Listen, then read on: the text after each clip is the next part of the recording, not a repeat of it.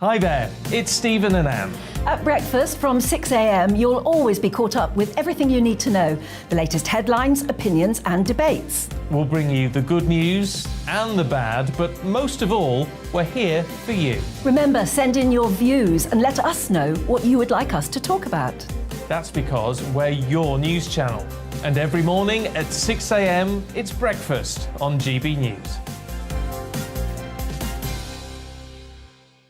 I'm Dan Wootton. Join me Monday to Thursday from 9 to 11 for the feistiest and most fun news debate on TV, where free speech reigns. I'll bring you a sharp take on the day's biggest stories, bombshell newsmaker interviews, and A-list guests. And I guarantee you, no spin, no bias, no censorship, and no reason to go to bed. That's Dan Wootton Tonight, Monday to Thursdays from 9 on GB News.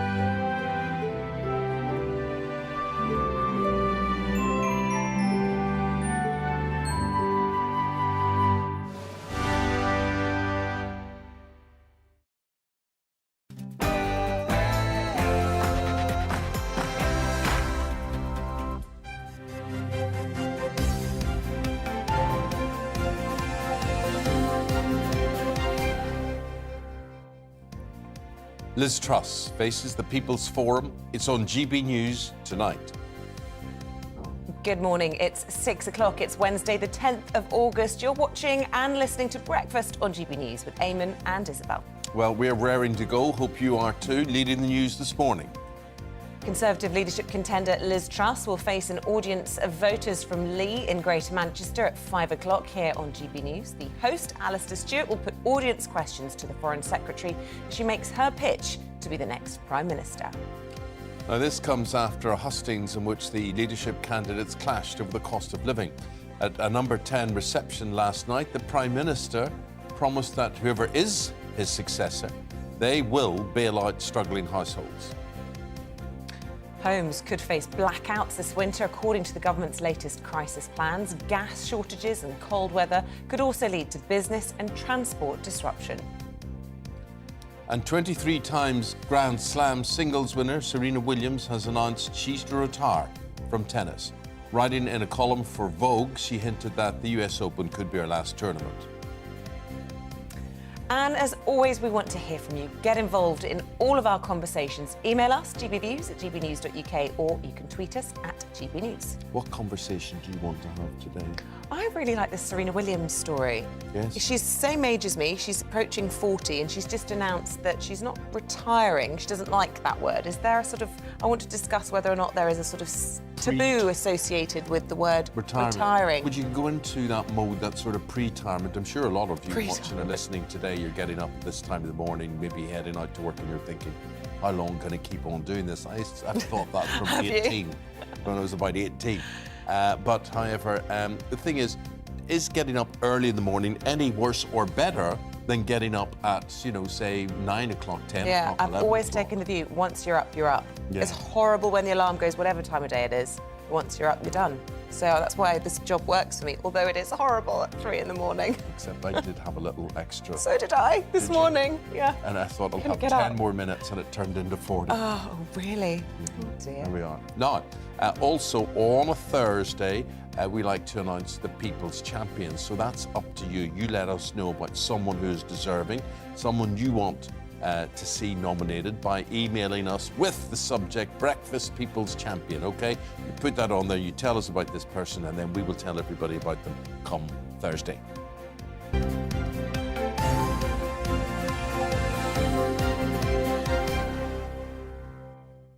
OK, our top story this morning. The Prime Minister, Boris Johnson, has waded into the Conservative leadership race for the first time, telling a Number 10 reception last night that he's certain whoever takes over as the next Prime Minister will bail out struggling households. Well, he's sort of committing them to it, isn't he?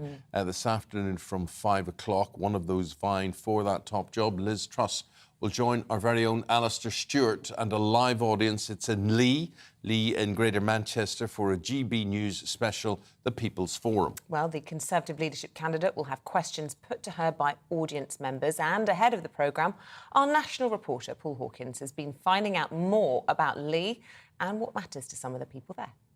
Do you know where Lee train station is? No, there's no train station. They used to, and they took it off us. They've not had one for over 30 years. It seems a bit ridiculous that a place as big as Lee doesn't have a train station. We've got nothing here, only scruff.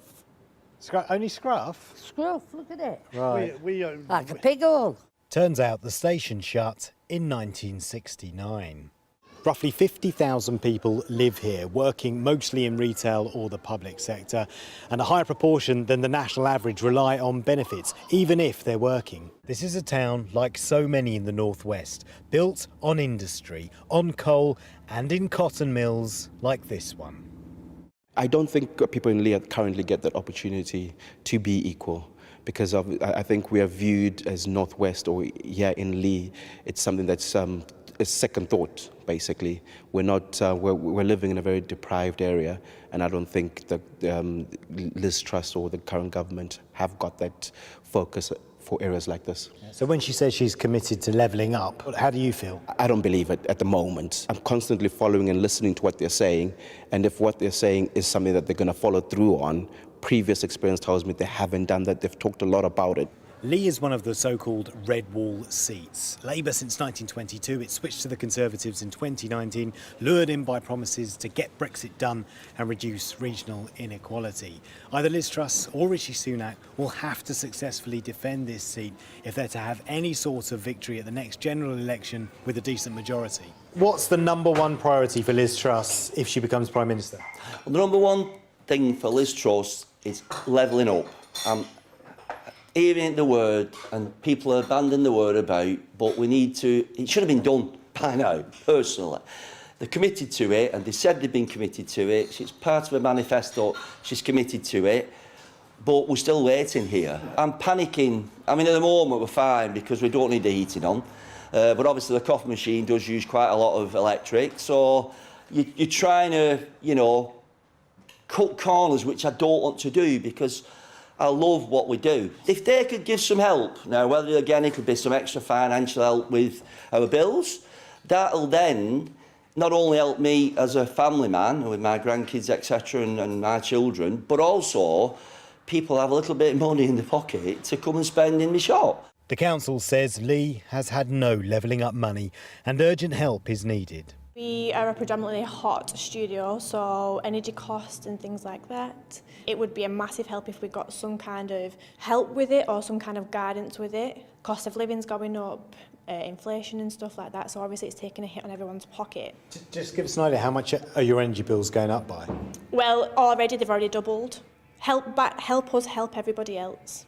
Like, that's what we're here for. We're trying to help everyone. We're trying to invest back into the community. We're trying to help people who are not just struggling physically, but mentally and things like that. What about all this levelling up stuff that they talk about on the TV, like the politicians? Oh, well, do you believe them? Yeah. Well, we don't. Paul Hawkins, GB News. Well, there you are. Says it all. Very well, but that woman, do you believe them? We don't. OK. So last night, both Liz Truss and Rishi Sunak sparred over taxes and the cost of living. Now, this was what is a hustings? Oh, don't ask. Why do we all keep saying hustings when no one knows what it means? Well, is it a meeting, a gathering, a debate? Yeah, but it's within a party and it's ahead of an election. That's my understanding. It's a stupid word. Yeah. It sounds like something to do with real ale or something. We're going to have a hustings of beer here, or the things you drill down it's into. Like what I said in the media, and I go, they will all use and slavishly use words that no one has an iota, a clue what they mean. So ban it, right? No more hustings anyway. They had a meeting OK, what do you want to call it? They had a meeting? Yes, it was a they bit had more a than a meeting. debate. What they had a hustings? Well, they had a sort of, you know, they were sparring. They were. Until you tell me what a hustings is. All right, I'm going to Google the actual We're banning definition it. whilst You you do keep that. talking. But anyway, they had this hustings in Darlington last night, and to get reaction now, we're joined by Tory member Morgan Broban, who supports Rishi Sunak, and Conservative councillor Holly Whitbread, who supports Liz Truss. Can any of you tell me what a hustings is?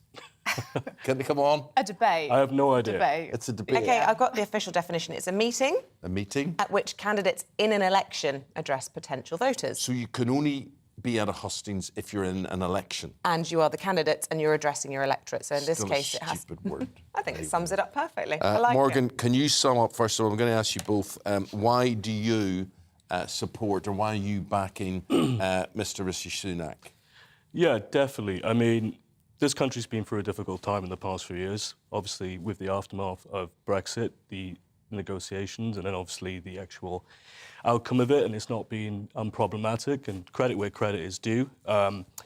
Boris got us through that, but Rishi also helped get us through COVID, furlough, steering the ship, keeping us steady, making sure tens of millions How of did he people... keep us steady when inflation's going through the roof? He was Chancellor at the time. That's very true, but that's been a global problem. It's been much worse across the world, much worse across Europe. It could have been a hell of a lot worse than it currently is. Tens of millions of people had their jobs saved through the furlough scheme, and that was a result of Rishi Sunak. OK. And well, let's hear that's the case for Liz Truss now from Holly Whitbread, who's a Conservative councillor. Well, I've backed Liz since the final two were announced, and I think Liz is really standing on kind of common sense Conservative principles. So low tax, enterprise, freedom, and she's been a real champion of that. I think she's really been tested across the leadership contest. She has, because she keeps changing her answers. Well, I think she's actually... her personality has developed. I actually went to a hustings event with her, not a hustings, a members event with her the other day, and she really showed her personality there. Well, what is her personality? Because no one seems to know. We're going to pay people who work in the public sector in the north less than we're going to pay people in the south. No, I didn't say that. Yes, she did. So she just keeps changing her mind on so many things. Well, I think when she gets it wrong, she does say, which is an important quality for a politician, but she has kept with them core principles the whole time. You know, she wants to cut tax, she wants a different approach to the economy, and actually Liz is the change candidate. Yes. Holly, could you tell me truthfully, now look into my eyes, yes. Are you really excited by Liz Truss, or are you just making do because she's all that's available? I'm excited by her agenda. I was a supporter of Boris. I think he got the big calls right, so getting Brexit done, support for Ukraine and with the COVID vaccine. But Liz is presenting an exciting Conservative agenda. I think we've got a difficult time ahead of us and we need to be realistic about that. But I think Liz's approach is the right way. Morgan, I want to ask you about Boris Johnson's intervention into the campaign yesterday when he was saying that whoever succeeds him will intervene and come out with some more help for the cost of living crisis. Why can't Liz Truss say that? I'm not sure, to be honest, why she couldn't say that, because it's quite clear that she'd have to. For me, that might suggest that those policies haven't been formulated by her team yet. But it's very obvious that something has to be done, and of course the Prime Minister making that intervention is entirely right and proper. But whichever candidate wins, we'll definitely have to have some kind of intervention. And Rishi obviously has said yesterday that he would be offering, he didn't specify how much, but hundreds of pounds, and this came after more estimates of how much bills could be going up by a further £600 a year at some point next year. 4,200, I think, was the really depressing estimate. Do you think that Rishi Sunak is offering enough? Well, I don't think it's possible to offer enough to solve the energy cost crisis by either throwing money or cutting taxes. We need to have truly independent energy production capability in this country. And sadly, we don't have that because we do not have enough nuclear power stations. That should have been done years ago, 10 years ago. So we're playing catch up, but in the short term to the medium term, that is the right thing to do. Okay. Holly, as a young woman, what about a young Conservative Party that looks to the future, that is a Conservative Party in tune for what society is in 2022? Does Liz Truss represent that, or what are you looking for? What will you want from your leader? I think Liz does, and youngish now. I'm about to hit 30 in 6 months' time, so my late 20s. But I think Liz, she represents kind of core Conservative principles which resonate whichever age you are. But actually what I like about Liz as a young Conservative activist is she has done the time on the ground. I've actually been out campaigning with her myself in Chinkford, close to me. So she knocks on the doors, she talks to people, and actually that's what's important for politicians to do, talk to people and understand what their concerns are. I think the things she's saying are resonating with young people and older people, which is important. But, you know, she is symbolic of the Conservative Party, meritocracy. If you work hard, you can achieve. You can achieve. Who's got the X factor here, Broban? Tell me about that, Morgan. Sorry. The X factor. I mean, who actually shines here? Rishi Sunak, I think, has got a lot of personality. He's a little tiny man who wears little tiny suits. So I don't understand why he's got this lovely slim figure and yet he still wears suits that are too small for him. Do you ever notice that? Like, I wear suits that are too small for me, but I'm a big guy, right? But he's a little small man. He's got suits. I don't think the arms are too small. It's just everything's too small. A short I'll tell you exactly how he walks. trendy. This is how he walks, right? So he's got all this, and the suit's too small for him. I think he looks sharp. Do you? Yeah. I think he needs a bigger suit. Okay. That's my view. That's my view. Next time I see him. Well, I'm a short man myself, so maybe I identify with Rishi for one reason or another. But look, I do think he does have the X factor. When I've seen him engage with members, talk to the crowds, talk to constituents. Members don't think he does. The polling at the moment isn't great. I'm not going to lie about that. But let's just say that polling changes. Things change from day to day, and hopefully that will pick up. But when I've seen him work a room even before the leadership contest, as an MP, as an individual, he does have that ability to connect with voters, I believe. Except what I'm going to say to both of you is they've heard every question from every possible angle now. They're totally rehearsed on their answers, so no matter what they're asked a question on, I'm hearing the same answers. Now, you could say that's consistency, that's continuity, or you could say, come on, change the record. I think they're going to always have the same answers, and I like Rishi's suits, by the way. But you know, they've got a set principles that they're standing on, and they're not going to start changing their answers now. So I think it is consistency.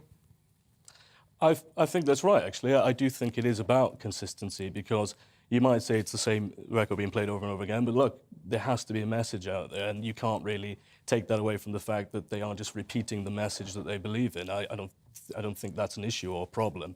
OK, look, there we go. Two Conservatives, Morgan Broban supporting Rishi Sunak and Holly Whitbread supporting Liz Truss. I should ask, I know you're a Conservative, but are you a Conservative Party member as well? So you both have a vote, so you cancel each other out effectively. Yeah, I voted already. All right, well, thank listen, you both thanks. very Really much. interesting hearing from you. Thank you both very, very much indeed. With the time, 6:15, let's bring you up to date with what's happening news-wise. Experts are warning that public services could lose out on billions of pounds due to higher inflation. The Institute for Fiscal Studies says it's expected to wipe out more than 40% of planned real-term pay rises. To fix this, it says the Treasury would need to top up spending plans by more than £8 billion this year. Meanwhile, the government plans to cut the rate of interest payable on student loans to protect borrowers from rising inflation rates. The Department of Education says students in England and Wales will see their interest cut to 6.3% from September. Serena Williams has announced her retirement from tennis. The 23-time Grand Slam champion told Vogue she is evolving away from tennis towards other things that are important to her. She added she'll still play at the US Open, where she's won 6 of her major singles titles, later this month.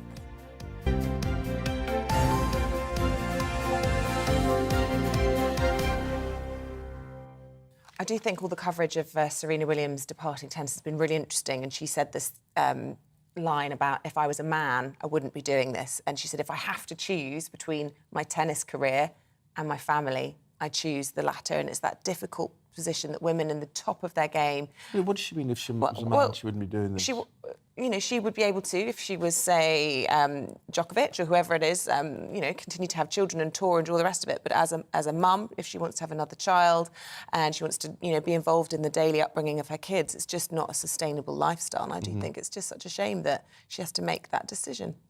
If she wants to make babies. If she wants to have a family, yeah. She can't have it all. OK. So here we are, Wednesday, and on Monday night, FBI agents stormed former President Donald Trump's home in Florida, and this raid caused outrage amongst certain Republicans, many accusing President Biden of weaponizing the Department of Justice, although President Biden says he was not in on this at all. He was not consulted on the raid. So we're asking, how will this affect Trump's chances if he were to run again for president in 2024? Let's talk to US talk radio host Steve Gill. He served in both the Bush and Clinton White Houses and joins us from Nashville in Tennessee. Great to see you. Thanks for joining us. Look, lots of frustration, anger, and I suppose support for Trump has been really bolstered by this, perversely. Yeah, I think some Democrats are even acknowledging that this will not only mobilize President Trump's base, but also some of the independents, libertarians, and others that are outraged by this. You're even seeing Democrats condemn what appears to be an outrageous, politically partisan assault on the president and his privacy. And I think this has a lot more to do with trying to damage former President Trump's chances of running for re-election again, and without wanting to antagonize Eamonn, maybe getting back on the campaign hustings. Is there then that this is a politicised move? Because our understanding, Trump himself chose the head of the FBI. The judge that sanctioned it was actually somebody who's been accused of being incredibly timid in the past. So where do these allegations come from, other than from people who are partisan themselves?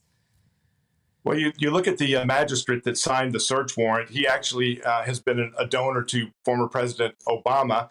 He also has represented some of Epstein's colleagues, some of those that were involved with Epstein in trading in sexual favors of women. So I think there are questions about this guy. It is a sealed warrant, so we don't know what the warrant was. And with my attorney hat on, in the U.S., if you have a warrant, it's usually very specific of what they are exactly searching for. And if you go beyond that, you know, the information you collect may be banned, may be suppressed from being used in court.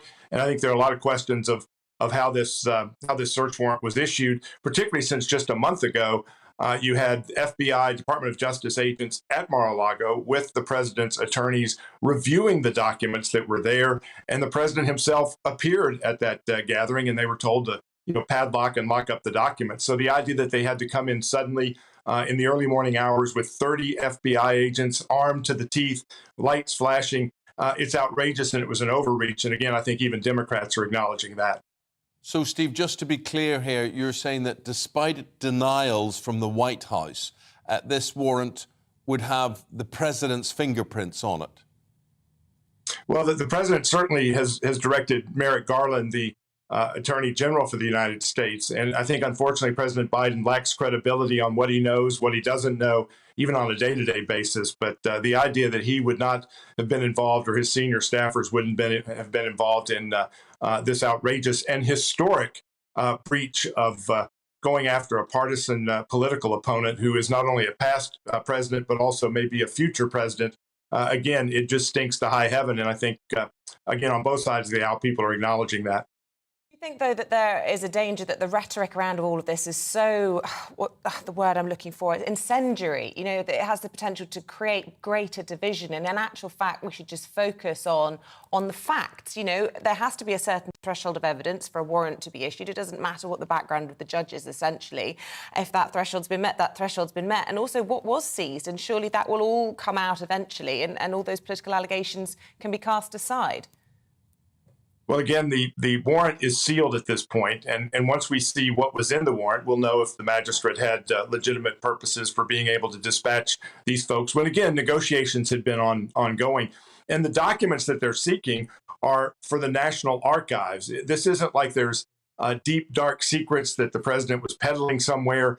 These are to basically fill the archives for historical record. And I think when you compare this to how other cases have been handled, I think there is a legitimate outrage. You had Sandy Berger, who was President Bill Clinton's national security advisor, who actually stole documents from the National Archives. He got a misdemeanor charge. You have Hillary Clinton, who destroyed phones, who bleached bit information, 30,000 emails off her computer systems while they were under subpoena. Nobody raided her house. And then you've got Hunter Biden, who has done stuff on video with underage girls that if you or I watched it, we might be prosecuted for watching that sort of thing. And Hunter Biden hasn't been prosecuted for actually doing what's on the videotape. So I think the double standard is pretty clear in how the Department of Justice is picking winners and losers based upon whether they have a DIM or REP after their name.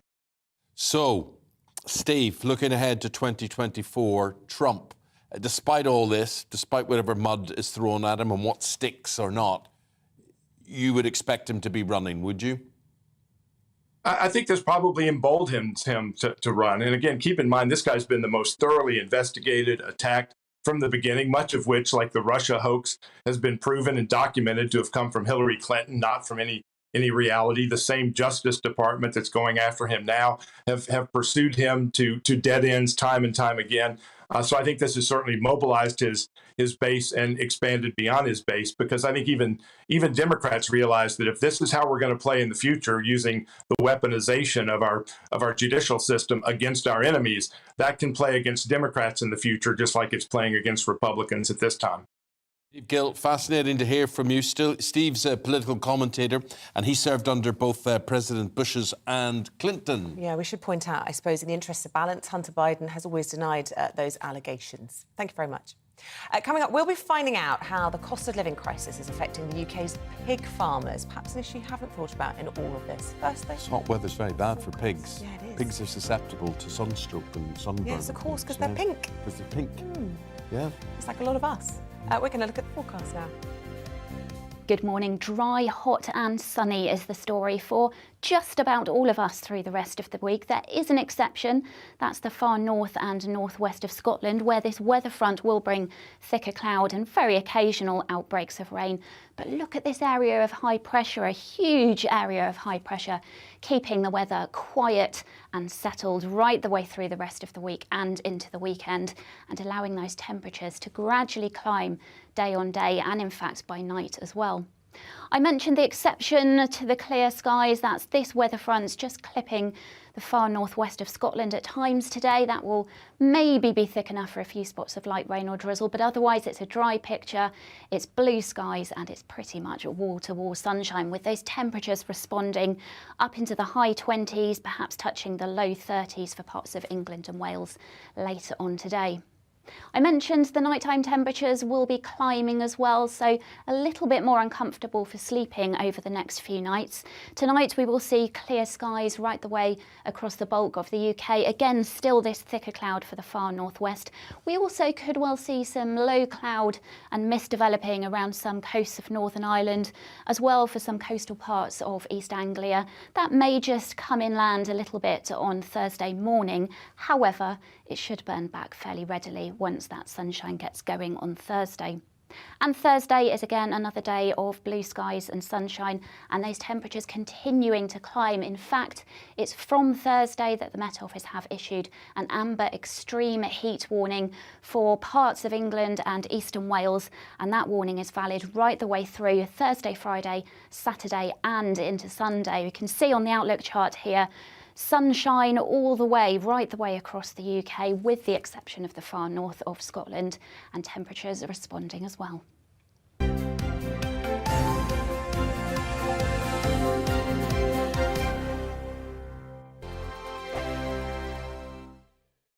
Join my show Farage, 7 p.m. till 8 p.m. Monday through Thursday, and there you will get opinion, analysis, debate, and I'll cover stories that nobody else dares to touch.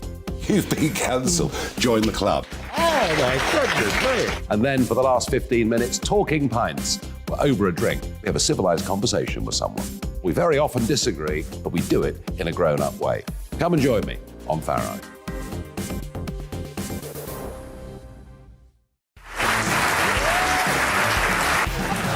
My name is Andrew Doyle. Join me every Sunday evening at 7 p.m. for Free Speech Nation. This is a show where we address current affairs and news stories of the week with the help of two wonderful comedian panellists. I brought in comics because I want to give it a lighter edge, and also they work for less. See you there.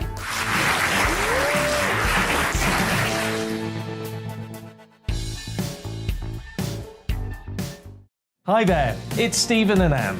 At breakfast from 6 a.m, you'll always be caught up with everything you need to know, the latest headlines, opinions and debates. We'll bring you the good news and the bad, but most of all, we're here for you. Remember, send in your views and let us know what you would like us to talk about. That's because we're your news channel. And every morning at 6 a.m, it's breakfast on GB News. Dan Wootton. Join me Monday to Thursday from 9 to 11 for the feistiest and most fun news debate on TV, where free speech reigns. I'll bring you a sharp take on the day's biggest stories, bombshell newsmaker interviews, and A-list guests. And I guarantee you, no spin, no bias, no censorship, and no reason to go to bed. That's Dan Wootton tonight, Monday to Thursdays from 9 on GB News.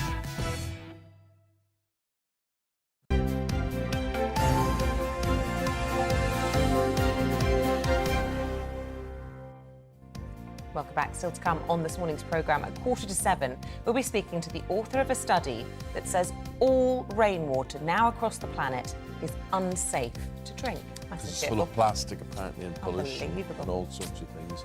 8 o'clock this morning, Alistair Stewart will be giving us a preview of tonight's exclusive People's Forum featuring Liz Truss. And don't forget, we want to hear from you throughout the programme. Email us gbviews@gbnews.uk, or you can send in a tweet at gbnews.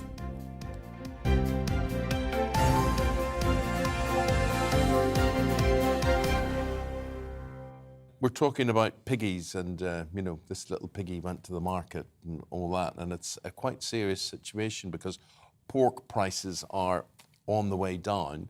Added to that, feed costs are on the way up. So it is a big, big crisis for pig farmers all around the country. Yeah, well, as GB News takes a look at farming in the UK and the cost of living crisis, our reporter Doogie Beattie has been in the Midlands to talk to those at the forefront of the pork industry.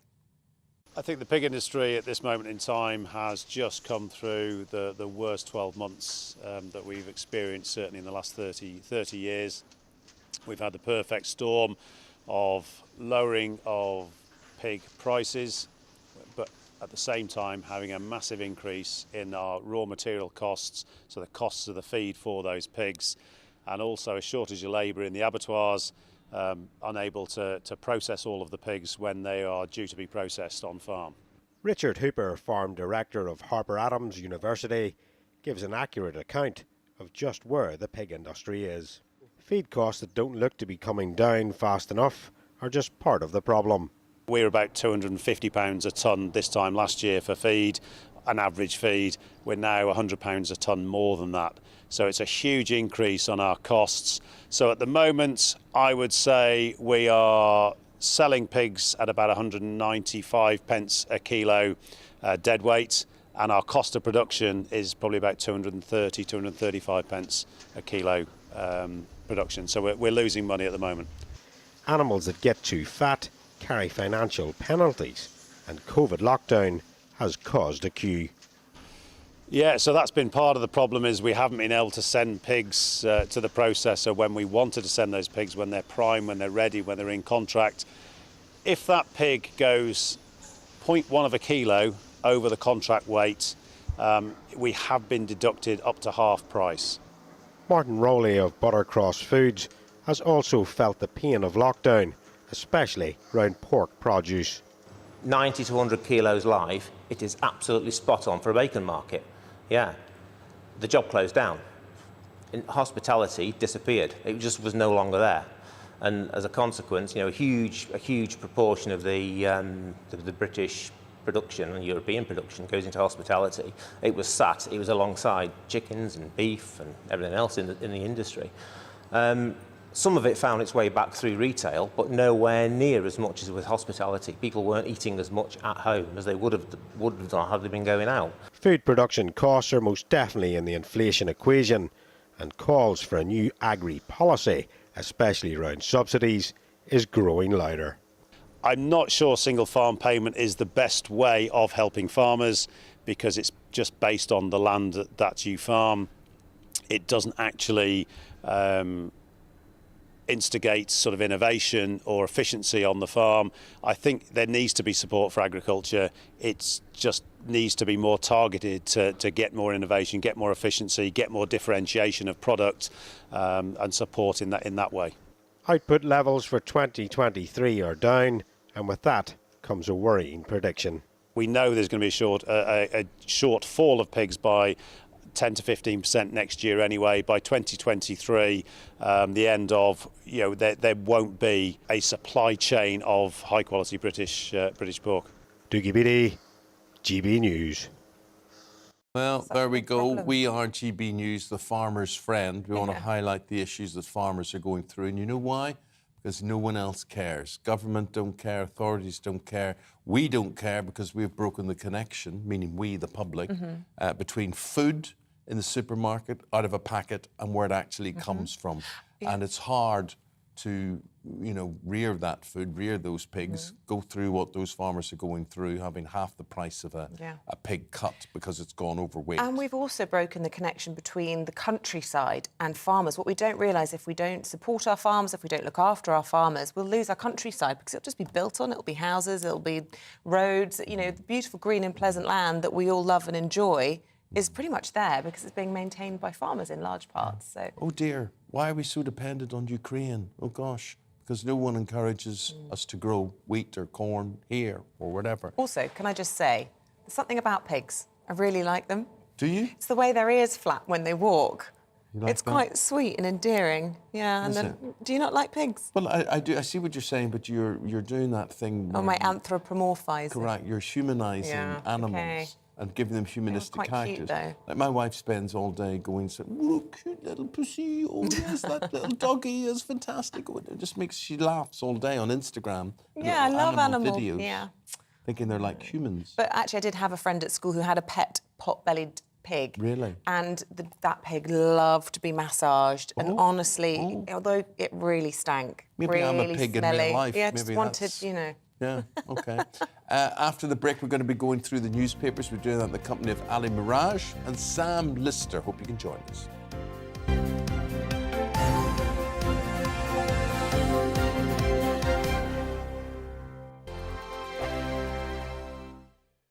Join my show Farage, 7 p.m. till 8 p.m. Monday through Thursday. And there you will get opinion, analysis, debate, and I'll cover stories that nobody else dares to touch. You've been cancelled. Join the club.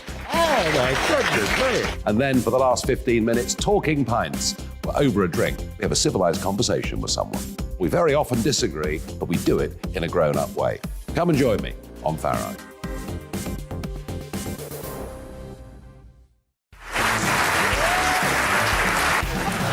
My name is Andrew Doyle. Join me every Sunday evening at 7 p.m. for Free Speech Nation.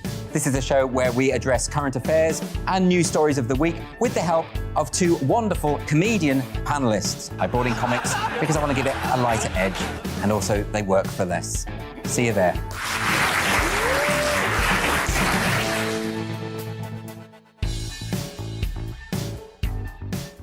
Hi there, it's Stephen and Anne.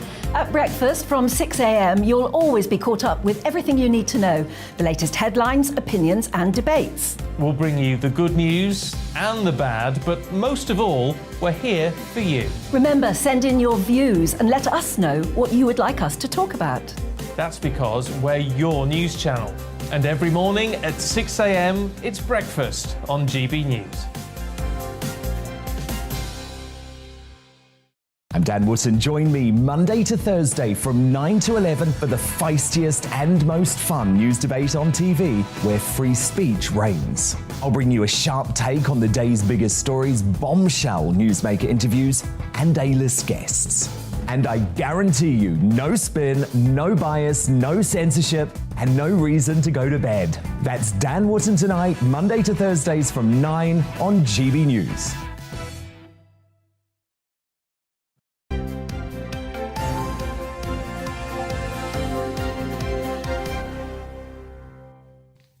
Thank you. We're going through the newspapers now. Isabel's just delivering them to the desk here this morning. Got long arms. But before we do that, just reflecting some of the things that you're commenting on. Yes, we were talking about Rishi Sunak's suits, Eamonn. You were complaining about them. Complaining about them. I'm just saying you were that complaining about he's a perfectly formed man. He's a little diminutive person. He's 5'7". And he has suits that look as if they're shrink-wrapped They're very around him. expensive. Well, They might be, Patricia but has they're got in still too touch. small. She has said, I agree with you, Eamonn, about Rishi. His trousers look like they've quarrelled with his ankles and are on friendly terms with his knees, which made me laugh.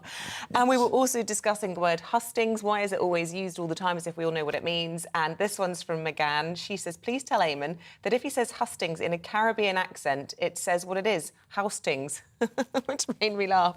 You know, discussing things in-house. Tings in house. Don't make me do it again. That. You'll be banned. They told me to. Something. A Caribbean accent. Well, it's probably racist. Don't goodness go there. sake. Don't go there. Political editor, the newly appointed, we have to say. Yes, Political editor of the Daily Express. We congratulations, say, Sam. Well done congratulations, to Sam you. Lister. We weren't interested in her until she got promotion, and then we thought we'll have her on here. It's all lies. We've always been You interested. know you're always a favourite here. And the columnist at The Article, also founder of the...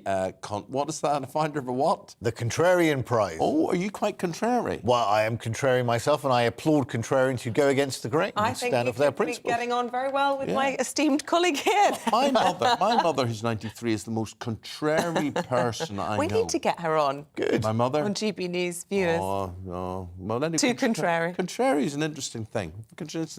So, listen, Sam, in your new position there as the political editor of the Daily Express, the front page, your newspaper has gone for an endorsement on Liz Truss. In Liz we trust, they say. Indeed, and you know, it's a big moment for the paper, it's a big decision to take, and it's not about telling readers what to do or what to think, but many of our readers are Conservative Party members, and we've looked at the two candidates. They're both great candidates, but we've looked at the two candidates and we've decided Liz Truss is the right candidate to lead the country through the challenging times ahead. And we've got Leo McKinstry, who is a really powerful voice on the paper, and he's respected by readers, and he's given a really good explanation of why we've decided to throw our weight behind Liz Truss this morning. He talks about how she shares this paper's values of patriotism, self-reliance and compassion, and then he goes into her background and what she plans to do and why that chimes with us and our readers. So, But she has so much compassion, but she won't move on the issue of giving people more help in this cost of living crisis. And even Boris, who most people would assume is privately supporting her, has said whoever succeeds him will have to. Is it just purely because she'll have to then cost it and then it will all be, you know, going into her fiscal fairy tales again and her tax cuts? Why can't she just come out and say, this is what I'm going to do on the 6th of September to help people? I think there's two reasons. One is that her default position is about giving people more of their own money and allowing them to make more But is that going to be enough to get people through? I mean, you know, cutting taxes and getting rid of the green energy levy will it'll be hundreds of pounds worth of tax cuts and help for people. But the other reason is she wants to have this emergency budget until you get in and look at the books and look at exactly where we are in that position once the new energy price cap has been set. You know, that's when you can take these proper decisions, and she doesn't want to promise anything yet. Ali, let's talk about tax now. Scary headline, front page of the Daily Telegraph, which you have chosen. They're calling it inflation stealth taxes. The amount is £30 billion on the horizon. Yes, Eamonn, this is the Institute for Fiscal Studies in the Telegraph basically saying that Rishi Sunak's decision when he was Chancellor to keep income tax thresholds fixed until 2026 and not increase them in line with inflation is actually going to mean that this is going to lead to another 30 billion coming to the coffers of the Treasury because more and more people with rising their wages are going up, but their tax thresholds are not increasing to keep up with that. So more and more people are going to be going to higher tax thresholds. And that's what's going to raise this. They're also talking about the fact that potential increases in public spending, 40% of those planned increases are going to be cut back due to austerity, given the dire fiscal position we're facing. I mean, let's just put this in context. We've got 400 billion of borrowing on the back of COVID. We've got 2 trillion of public debt. They've got Andrew Bailey, the governor of the Bank of England, saying that we're heading towards 13% inflation and we're heading towards a recession for 5 quarters. It's dire. And just to Sam's point, look, I've known Liz Truss a long time. She's a friend, but I'm just not buying this radical tax cut plan at this particular time. I think it just doesn't make any sense, given the situation we're in, and people are going to need more help with their energy bills. That's the reality. The other thing is, I would say, Ali, there is a lie in this country around tax. Whatever people are saying, well, there's extra income coming into the coffers, we're still broke. We're absolutely broke in terms of debt. And if we weren't broke, the government wouldn't be involved in these stealth taxes and these retrospective taxes. How anybody, I mean, people don't talk about retrospective taxes because people think, well, it doesn't affect us. But it comes around there. If you're self-employed, or anybody runs a business in this country, things like IR35, loan charges, all the sort of things that have become too technical that nobody wants to talk about, but yet they come knocking on people's doors and they say, you know, why we said that was all okay 10 years ago? Well, we've changed our minds. We want tax off you now. And that is the way it goes. And they pick people off like this, and it's never talked about. Instead of being honest, we don't have the money for all this business that people are asking for. We need help here, we need help there, we need whatever. All of these guys, when they promise this and they promise that, they've got to rob Peter to pay Paul all the time. Well, also, Eamonn, look, the reality is that, and unfortunately, no politician has put it in this narrative in this way, the reason why energy costs are through the roof is because there's a war going on in Ukraine. Now, I'm not saying that that is a bad policy to support. No, it's perfectly laudable that we want to support the Ukrainians. That's all fine. But it hasn't been framed in a way that COVID was, that we're all in this together and we've all got to make sacrifices. The reality is we are in an economic war of our own right now, which could last months, if not years. And we're now seeing energy prices potentially going up to over £4,000, according to Cornwall Insight, a consultancy, a forecaster, next year. That is absolutely horrendous for people, unimaginable. But the reality is no politician's framing this in the context of there is a war going on. This is our contribution to that war. We all need to tighten our belts. The very poorest in society are going to have to be helped more. Not being framed in that way at all. War effort's an interesting take on it. But Sam, let's continue the theme and talking about that forecast of those energy bills going up in the new year. Really interesting to see how Martin Lewis has evolved into the political campaigner now that all prime ministers and future prime ministers fear. I mean, he's quoted on the front of the Times as saying that Liz's claims that tax cuts will deal with energy prices is outrageous. And he's on the front of the Metro this morning saying, wake up zombies. Yeah, I think you make a really good point. Martin Lewis is now effectively the opposition, isn't he, really? He's the one who is on the front page saying, look, this is a ticking time bomb and action needs to be taken, not Keir Starmer. He's an incredibly effective campaigner and he knows his stuff and people trust him. And I think that's really important. Yeah. And, you know, whoever wins, whether it is Liz Truss or Rishi Sunak, they are going to have to listen to these warnings. Well, interestingly, he's offered to actually help Liz Truss come up with a way of supporting people and offering his services. Yeah, I think, he's not party political. He's always said, I try and give impartial advice. I want to help people find solutions. And that's what we need in this country, isn't it? Practical solutions to this real crisis we're facing. Well, people have got to wake up to this. He says, wake up zombies. There's now this worst-case scenario situation which the government is preparing for, which is maybe come the new year, come January, February, we may have to think about power cuts just to keep the grid going. I mean, I lived through a 3-day week in the 70s. I lived through the Ulster Worker Council strike as well, where there were power cuts as well, where we had to do our homework by candlelight. Is it a reality? Is it just a worst-case scenario? Is it something that people should just knuckle down to and say, it's coming our way? Well, I think, you would expect the government to plan for these scenarios in the situation we are in. But I think it is a worst-case scenario. And I think they will be doing, obviously once the new Prime Minister is in, they will be doing whatever they can to make sure it is a plan that never sees the light of day. So... let's hope we never get there. But I think you would expect people to be working on these plans because we don't want to get to that point and then there's nothing in place. Well, I'm going out to buy a torch and some candles. Candles would be a good idea. Before the rush starts. It does make you think, though, we were talking about hospitals needing generators and making sure they're topped up with diesel, people thinking about blackouts in the winter. Yeah. What time to be alive. You've chosen a story, front of the Mail today, and this is fascinating. For the first time ever in Britain, most babies are being born out of wedlock. Yes, they are. And a lot of people would say, well, this doesn't really matter. People have different living arrangements. That's fine. It is actually reminds me of when David Cameron, before the 2010 election, came into office, he did say that he wanted to promote marriage in the tax system for people to come together and stay together in that way. And the Centre for Social Justice has done research on this, saying that married families provide the most stability to kids. Now, other people would argue that that's not indeed the case. Part of the reason for this increase, and it's just over 50% now, are born outside wedlock, partly could be down to the pandemic, so people not getting married.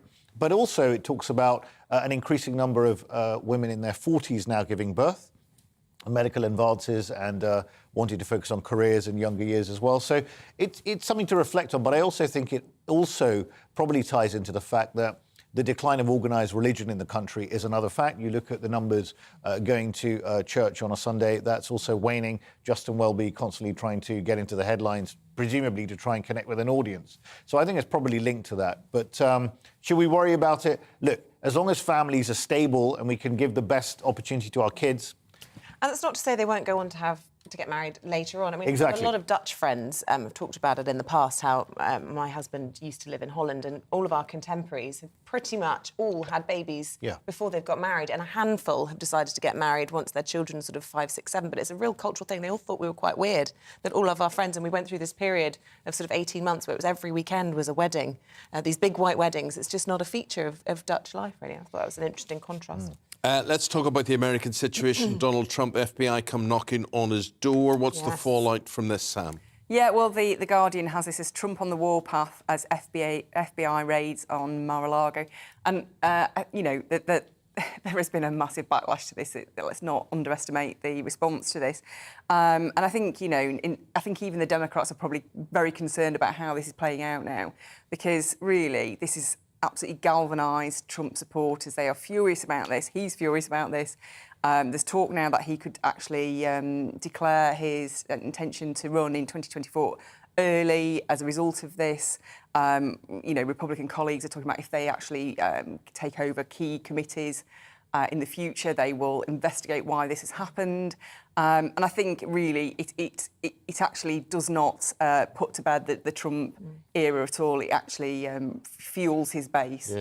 Yes, his little embers will be glowing there. Indeed. It's just so provided a breeze upon them to blow on. Don't you find, Ali, with American politics, it's just so hard to get to the actual truth of a story? You know, there's so much politics and noise around everything, and all I really want to know is, you know, was there political interference in this? Was this politically motivated? It's just such a divided democracy. Yeah. Everyone's shouting the opposite thing. Well, what, you know, there has to be a hard truth in there. Well, I'm sure that you'll find that Donald Trump on his Truth Social will give you the truth, and Meghan Markle will give you her version of the truth. Yes, so everyone's got their own truth. facts. Look, I do think that on a fundamental level, Isabel, you're pointing to a serious problem, which is America is a deeply divided society on so many issues, on gun control, on politics, on the way the country's run, on racial issues. I mean, it's a real mess. And some of that, unfortunately, is now being imported over into our own country, which really worries me, particularly around issues around race and gender and all these debates going on, when we've got serious problems to deal with. So we don't want that to infect our own politics, but yeah, it's very divided. And look, Trump is going to now use this as a platform potentially to announce his candidacy. And the thing that really strikes me is in a country of 300 million people, the choice we had at the last, or Americans had at the last election, was Donald Trump and Joe Biden. I mean, please. OK. Guys, we've got to leave it there. We're out of time with the time at 10 minutes to 7 o'clock. Ali and Sam will be back in 40 minutes' time with more from what's in your Wednesday morning papers. A study by a team of European researchers claims that rainwater in every part of the world is now unsafe to drink. You just take a moment to think about that. Stockholm University say the presence of so-called forever chemicals now exceeds the safe levels set by the United States. Well, Dr. Jana Johansson is co-author of this study and an environmental scientist at Stockholm University. Dr. Johansson, good morning to you, but I'm feeling quite depressed about this. How shocked are you by what the study has found? Good morning. I'm not shocked at all, actually. We wrote this paper because we have a good hand. We are aware of the levels in the environment. We're environmental scientists who've worked on this topic for many years. what was surprising was the new guidance values. They're more shocking to me than the levels in the environment, which I was well aware about. So Can they ever go away? You know, I know we say No. they're forever. But can the climate not? Can the wind not blow them away? Can precipitation not take them out of the sky? No, so these are chemicals that don't degrade in the environment, or we haven't been able to measure their half-lives. I saw an estimate of a modeled estimated half-life, which was something like 40,000 years. So they will stay in the, once they are released into the environment, they will stay there. And we can't really remove them from there in any efficient way. OK, we can't remove them. Are there any areas, Doctor, where the rainwater is less affected by this? You know, for example, you know, less populated areas, or the sort of Antarctica, for example? Yeah, so very remote, faraway places have lower levels than some places where there are maybe industries that use these substances. And we've also found that levels in some coastal areas can be higher because it's coming back from the oceans. The substances that have been released end up in the oceans, but then they are transported back from the oceans to the air via water droplets. You started off saying, I mean, you weren't surprised by all of this because you're up close and personal, you study this, you know this. Every time I see, you know, news is depressing enough, but every time I see some sort of tire factory burning or Ukraine bombing or missile strikes and smoke billowing up into the air, there has to be a consequence to all of that. What we do on the ground, the chemicals we release from explosions and fires and all sorts of things. I mean, I suppose when I listen to you now, it is obvious that it goes up there and it's not coming down again. Well, it is coming down again in this case, and that's the problem, or part of the problem. It's coming down with the rain and goes back into just the system. It goes into our food and into our drinking water. So part of the problem is that it circulates. Yeah. But is all of this going to kill us? What harm is this going to have on our health? We don't really know, actually. We don't think it will kill us. If you have some drinking water, you will not drop dead.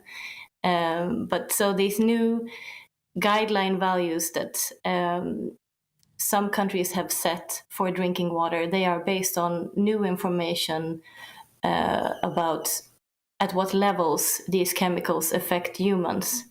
And that was a study on immune response in children. Well, Doctor, we've got to leave it there. We're approaching the top of the hour. We've got to say goodbye to you, but thank you for your time. Interesting study. We hope someone listens and someone acts upon what you've discovered there at Stockholm University. Thank you, Dr. Jana Johansson. Thank you very much indeed. So there you are, that new study. Rainwater in every part of the world is unsafe to drink. That means Forever chemicals. If you go to a mountain stream, I remember we used to go to mountain streams around Belfast and things, and you know, used to take water and drink it. But she's actually saying that it's all polluted, all of it now. Yep, forever chemicals. They're never going to go away. She's estimated half-life of 40,000 years. What are we doing to this planet? What are we doing? Right, talking about the planet, dire new forecasts on energy bills and how the leadership candidates plan to solve the crisis, all to come top of the hour. But first, your forecast. Good morning. Dry, hot and sunny is the story for just about all of us through the rest of the week. There is an exception. That's the far north and northwest of Scotland, where this weather front will bring thicker cloud and very occasional outbreaks of rain. But look at this area of high pressure, a huge area of high pressure, keeping the weather quiet and settled right the way through the rest of the week and into the weekend, and allowing those temperatures to gradually climb day on day and in fact by night as well. I mentioned the exception to the clear skies. That's this weather front just clipping the far northwest of Scotland at times today. That will maybe be thick enough for a few spots of light rain or drizzle, but otherwise it's a dry picture. It's blue skies and it's pretty much wall-to-wall sunshine, with those temperatures responding up into the high 20s, perhaps touching the low 30s for parts of England and Wales later on today. I mentioned the nighttime temperatures will be climbing as well, so a little bit more uncomfortable for sleeping over the next few nights. Tonight we will see clear skies right the way across the bulk of the UK. Again, still this thicker cloud for the far northwest. We also could well see some low cloud and mist developing around some coasts of Northern Ireland, as well for some coastal parts of East Anglia. That may just come inland a little bit on Thursday morning. However, it should burn back fairly readily once that sunshine gets going on Thursday. And Thursday is again another day of blue skies and sunshine, and those temperatures continuing to climb. In fact, it's from Thursday that the Met Office have issued an amber extreme heat warning for parts of England and eastern Wales, and that warning is valid right the way through Thursday, Friday, Saturday and into Sunday. You can see on the Outlook chart here, sunshine all the way, right the way across the UK, with the exception of the far north of Scotland, and temperatures are responding as well.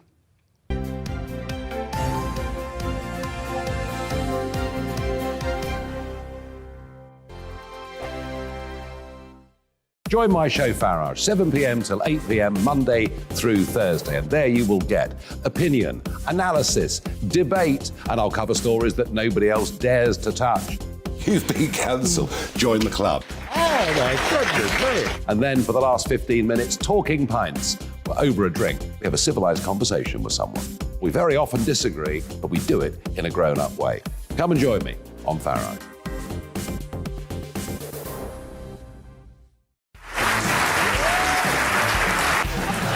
My name is Andrew Doyle. Join me every Sunday evening at 7 p.m. for Free Speech Nation.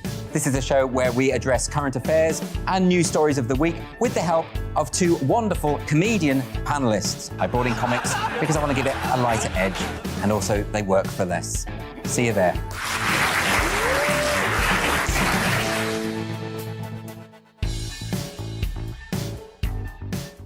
Hi there, it's Stephen and Anne. At breakfast from 6 a.m, you'll always be caught up with everything you need to know, the latest headlines, opinions and debates. We'll bring you the good news and the bad, but most of all, we're here for you. Remember, send in your views and let us know what you would like us to talk about. That's because we're your news channel. And every morning at 6 a.m, it's breakfast on GB News. I'm Dan Wootton. Join me Monday to Thursday from 9 to 11 for the feistiest and most fun news debate on TV, where free speech reigns. I'll bring you a sharp take on the day's biggest stories, bombshell newsmaker interviews, and A-list guests. And I guarantee you, no spin, no bias, no censorship, and no reason to go to bed. That's Dan Wootton tonight, Monday to Thursdays from 9 on GB News.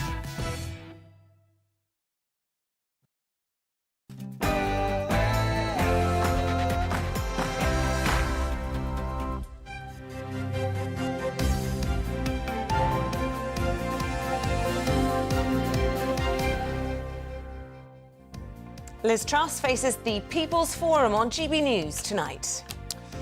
Good morning, everyone. The time is 7 o'clock. It's Wednesday, the 10th of August. You're tuned in to Breakfast on GB News with me, Eamonn, Holmes and Isabel Webster. Thank you for your company. Here's what's leading the news this morning.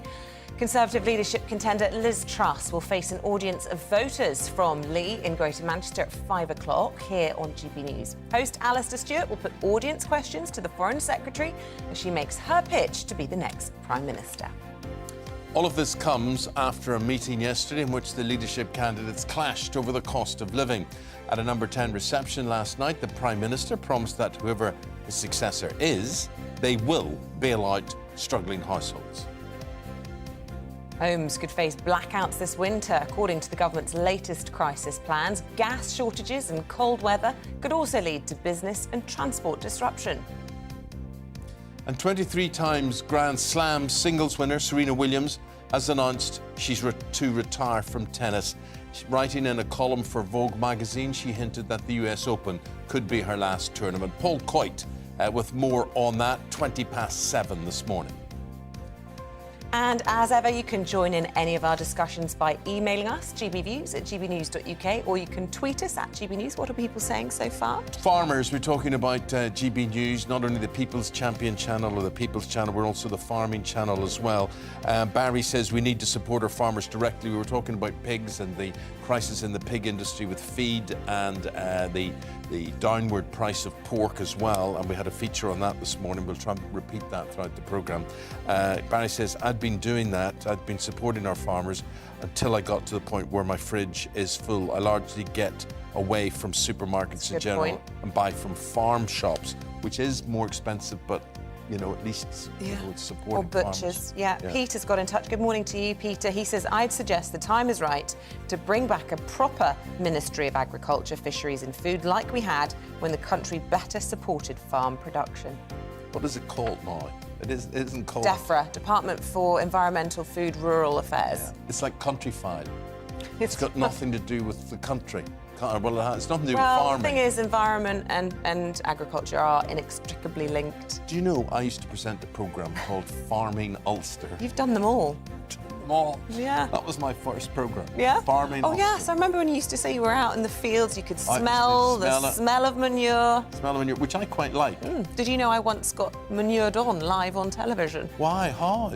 I was reporting from the Royal Wells, Bilth Wells Farm Agricultural Show in Central Wales. Yes. And I was doing a live for the regional television, and a cow behind me decided to defecate and it splattered up my top.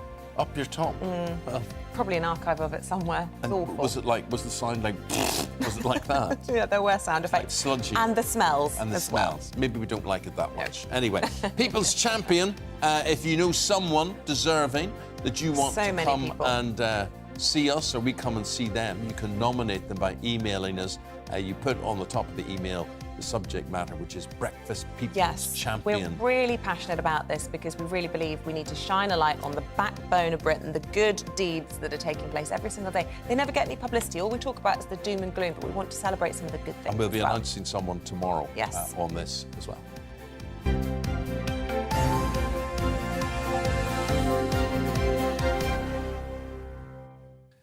So last night, Boris Johnson has waded into the Conservative leadership race. He is still Prime Minister, remember. He told a Number 10 reception last night that he's certain whoever takes over as the PM will bail out struggling households. Well, this afternoon from 5 p.m, one of those vying for the top job, Liz Truss, will join our very own Alistair Stewart and a live audience in Lee in Greater Manchester for a GB News special. It's called the People's Forum, and the Conservative leadership candidate, the front-runner, will be facing questions put to her by our audience. Now, ahead of that programme, our national reporter Paul Hawkins has been finding out more about Lee and what matters to some of the people there. Do you know where Lee train station is? No, there's no train station. It used to, and they took it off us. They've not had one for over 30 years. It seems a bit ridiculous that a place as big as Lee doesn't have a train station. We've got nothing here, only scruff. Only scruff? Scruff, look at it. Right. Like a pig hole. Turns out the station shut in 1969.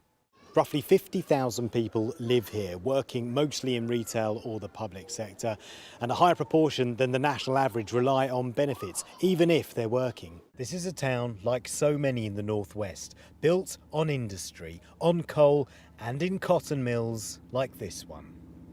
I don't think people in Lee currently get that opportunity to be equal, because I think we are viewed as northwest, or here in Lee, it's something that's a second thought, basically. We're not, we're living in a very deprived area, and I don't think that Liz Truss or the current government have got that focus for areas like this. So when she says she's committed to levelling up, how do you feel? I don't believe it at the moment. I'm constantly following and listening to what they're saying, and if what they're saying is something that they're going to follow through on, previous experience tells me they haven't done that. They've talked a lot about it. Lee is one of the so-called red wall seats. Labour since 1922, it switched to the Conservatives in 2019, lured in by promises to get Brexit done and reduce regional inequality. Either Liz Truss or Rishi Sunak will have to successfully defend this seat if they're to have any sort of victory at the next general election with a decent majority. What's the number one priority for Liz Truss if she becomes Prime Minister? Well, the number one thing for Liz Truss is levelling up. Hearing the word, and people are banding the word about, but we need to, it should have been done by now, personally.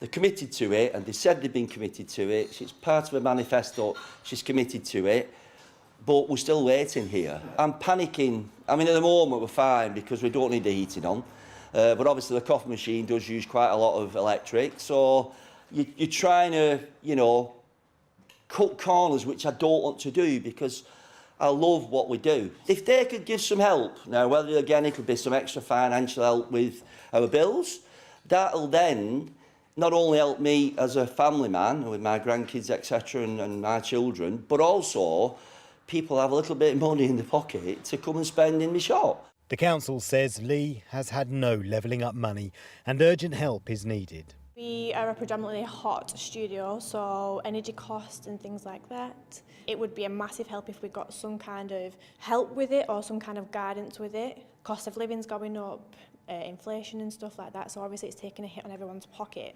Just give us an idea, how much are your energy bills going up by? Well, they've already doubled. Help us help everybody else.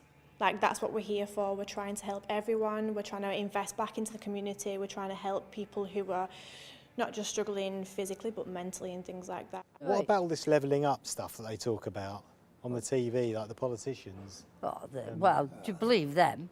Yeah. Well, we don't. Paul Hawkins, GB News. Love her reaction. Look, we're joined now by the Deputy Editor of The Spectator, Freddie Gray. Very good morning to you. What do you think Liz Truss might get from this evening? Because it's going to be the wider electorate as opposed to just Tory party membership. And we're led to believe, aren't we, that although she's the front runner within the party for the top job, perhaps a wider audience might be more critical? It's possible. She certainly looked quite comfortable in the last few hustings and so on. She seems to know that it's steady as she goes. She doesn't have to take any risks or anything, whereas it's Rishi who looks quite desperate. I agree with Eamonn about the suits. I think they are preposterous. But increasingly, I just think rich people can't dress. What more evidence do you have of that allegation? But no, I think you know, obviously Liz could slip up in some major way. She will be under more scrutiny because it's more of a general audience, and I'm very glad. I mean, you're right. It seems to be hers to lose. She's building up a momentum here, and you can see the distance. Rishi Sunak is not closing the gap. He doesn't appear to be. But again, there are mysteries within the Tory membership. I mean, it's not this very readable group of right-wing nutters that some people like to think it is.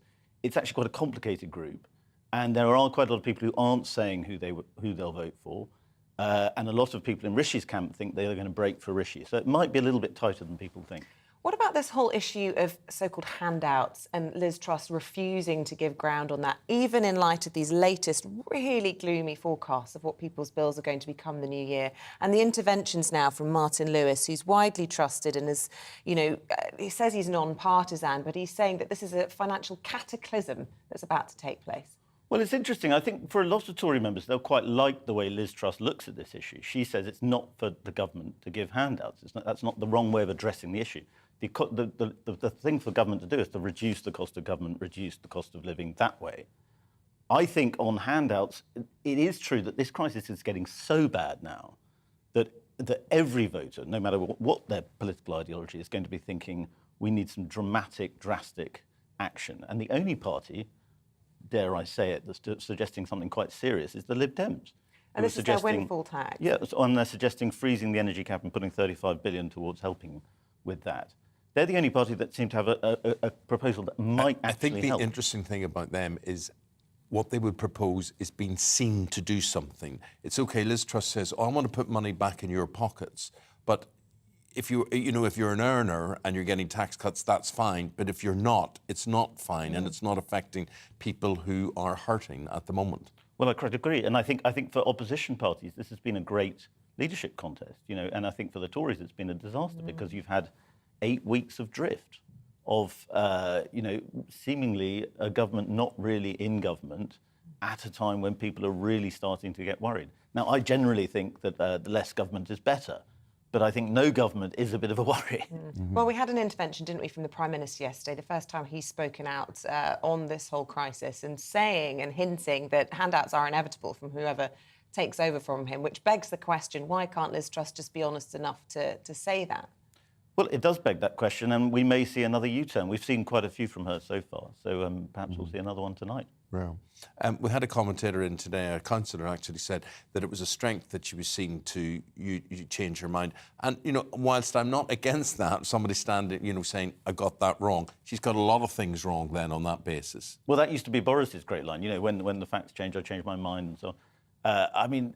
Yes, to a certain extent, it's good that you don't stick with being wrong, but you should try and get it right in the first place. And when politicians can't ever do that, that's a concern. What about Rishi Sunak in all of this? He's been coming out and saying he's going to give hundreds of pounds more, but he hasn't specified the amount. Of course, he was the mastermind for the latest government intervention in May, 15 billion, I think it was, which meant £400 extra to every single household, regardless of whether they were wealthy or not, and I think £650 to the poorest. But this latest estimate of the bills going up by £600 just cancels that out straight away. Well, Rishi's whole pitch was, I'm the guy who's not going to say whatever you want to hear to get myself elected. But increasingly, he is saying whatever you want to hear to get elected. So he's on the economy, he's just not in a strong position. He has been Chancellor. And Liz Truss perhaps went too far by some people's standards by accusing him of Gordon Brown economics. But the fact is, Tories have found this economy to be very antithetical to what they believe in. And Rishi Sunak, as Chancellor, has been responsible. Yeah, and you've described his approach or his mannerism as having a sincerity problem when he stands up and giving these hustings debates. He does a bit. I don't know if you saw him come out on stage last night, and it looked like the beginning of a stand-up routine from somebody who really wasn't comfortable doing stand-up. So I don't think he should try and be this sort of comedy. No, I agree comedy with you. And the trouble is that they call him polished, but I don't think he is. I think he's just well rehearsed. And the thing is, all know what questions are coming. They've had every question from every angle on every TV station, so therefore their answers are pre-packaged. The answers don't change. They sort of know, oh yes, that's one on the economy. Yes, that's one on Ukraine. That's one. They have it all sort of rehearsed off, and it doesn't feel real. No, it's not polished. It's robotic. Rishi sounds robotic in one way. Truss sounds wooden in another way. They're both sounding pretty stale at a time when the country is crying out for new ideas and new leadership. Green levies, they're going to be scrapped, but also criticism that that's not going to be... from Liz Truss. Criticism that won't be enough to help people with their bills, but broadly a very Conservative idea. Well, Truss has been quite ambiguous on green levies. I mean, she says she'll scrap green levies, but then she's still committed to net zero, and people aren't quite sure how she's going to square that. Clearly, that's the thing that is very low on Tory members' priorities, and yet it's something that Tory members aren't quite willing to say, we're going to ditch net zero, because that's controversial and will be a problem in the general election. The Tories don't know where they stand on green taxes, really. Well, Freddie, always good hearing from you. That's Freddie Gray. He's the deputy editor at The Spectator. Thank you very much indeed. Appreciate it. Sorry I couldn't be more cheery. We're used to it. Not just you, as in on the whole topic at the moment. Let's cheer ourselves a bit up more now with the issue of pork. Now, that's what I'm saying. The news is dire. The lowering of pork prices and the increase in agricultural costs has led to a crisis for pig farmers. GB News now takes a look at farming in the UK and the cost of living crisis. Here's our reporter Dougie Beattie, who's in the Midlands to talk to those at the forefront of the pork industry, piggies. I think the pig industry at this moment in time has just come through the worst 12 months that we've experienced, certainly in the last 30 years. We've had the perfect storm of lowering of pig prices, but at the same time having a massive increase in our raw material costs, so the costs of the feed for those pigs, and also a shortage of labour in the abattoirs, unable to process all of the pigs when they are due to be processed on farm. Richard Hooper, Farm Director of Harper Adams University, gives an accurate account of just where the pig industry is. Feed costs that don't look to be coming down fast enough are just part of the problem. We were about £250 a tonne this time last year for feed, an average feed. We're now £100 a tonne more than that. So it's a huge increase on our costs. So at the moment, I would say we are selling pigs at about 195 pence a kilo dead weight, and our cost of production is probably about 230, 235 pence a kilo production. So we're losing money at the moment. Animals that get too fat carry financial penalties, and COVID lockdown has caused a queue. Yeah, so that's been part of the problem, is we haven't been able to send pigs to the processor when we wanted to send those pigs, when they're prime, when they're ready, when they're in contract. If that pig goes 0.1 of a kilo over the contract weight, we have been deducted up to half price. Martin Rowley of Buttercross Foods has also felt the pain of lockdown, especially around pork produce. 90 to 100 kilos live, it is absolutely spot on for a bacon market. Yeah, the job closed down. Hospitality disappeared. It just was no longer there. And as a consequence, you know, a huge proportion of the British production and European production goes into hospitality. It was alongside chickens and beef and everything else in the industry. Some of it found its way back through retail, but nowhere near as much as with hospitality. People weren't eating as much at home as they would have done had they been going out. Food production costs are most definitely in the inflation equation, and calls for a new agri policy, especially around subsidies, is growing louder. I'm not sure single farm payment is the best way of helping farmers, because it's just based on the land that you farm. It doesn't actually instigate sort of innovation or efficiency on the farm. I think there needs to be support for agriculture. It just needs to be more targeted to get more innovation, get more efficiency, get more differentiation of product, and support in that way. Output levels for 2023 are down, and with that comes a worrying prediction. We know there's going to be a shortfall of pigs by 10 to 15% next year anyway. By 2023, the end of, there won't be a supply chain of high quality British pork. Dougie Beattie, GB News.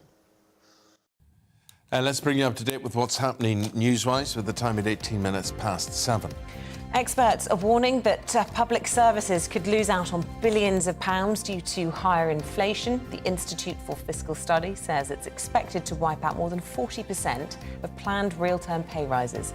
To fix it, the Treasury would need to top up spending by more than £8 billion this year.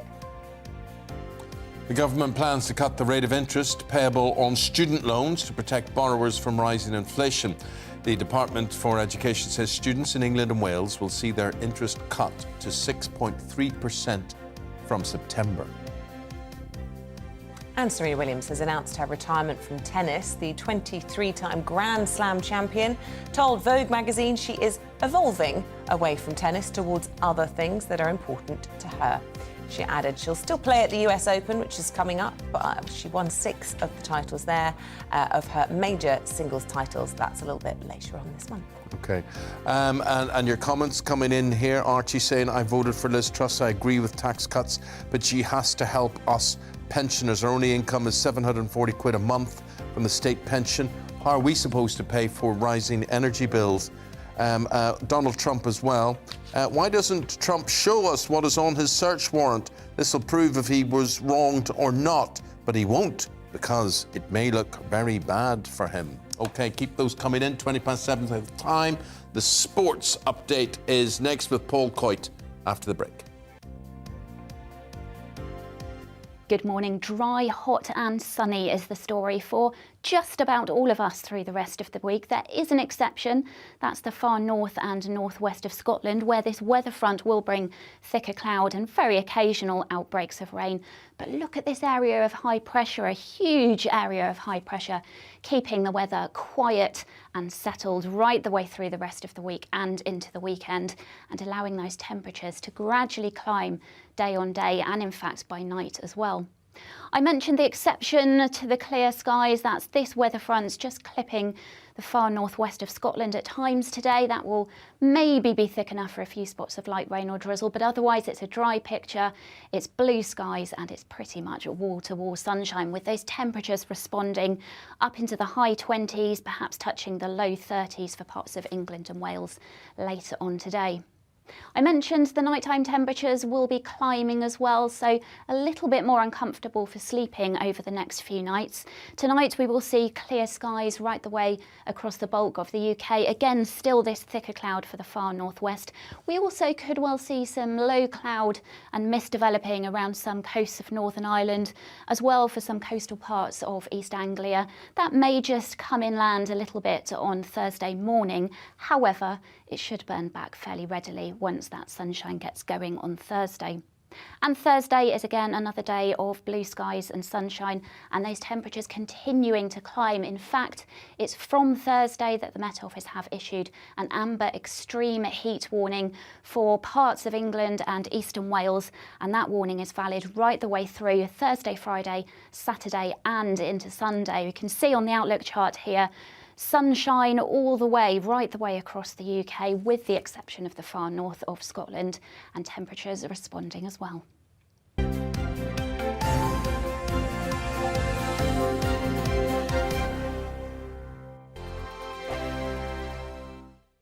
Join my show Farage, 7 p.m. till 8 p.m. Monday through Thursday, and there you will get opinion, analysis, debate, and I'll cover stories that nobody else dares to touch. You've been cancelled. Join the club. Oh my goodness me. And then for the last 15 minutes, talking pints. We're over a drink. We have a civilised conversation with someone. We very often disagree, but we do it in a grown-up way. Come and join me on Farage.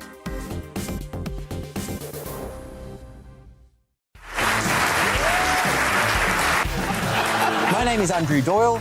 Join me every Sunday evening at 7 p.m. for Free Speech Nation. This is a show where we address current affairs and news stories of the week with the help of two wonderful comedian panellists. I brought in comics because I want to give it a lighter edge, and also they work for less. See you there.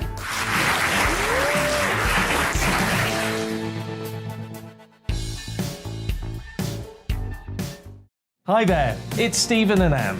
At breakfast from 6 a.m, you'll always be caught up with everything you need to know, the latest headlines, opinions and debates. We'll bring you the good news and the bad, but most of all, we're here for you. Remember, send in your views and let us know what you would like us to talk about.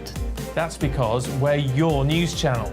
And every morning at 6 a.m, it's breakfast on GB News. I'm Dan Wootton. Join me Monday to Thursday from 9 to 11 for the feistiest and most fun news debate on TV, where free speech reigns. I'll bring you a sharp take on the day's biggest stories, bombshell newsmaker interviews, and A-list guests. And I guarantee you, no spin, no bias, no censorship, and no reason to go to bed. That's Dan Wootton Tonight, Monday to Thursdays from 9 on GB News.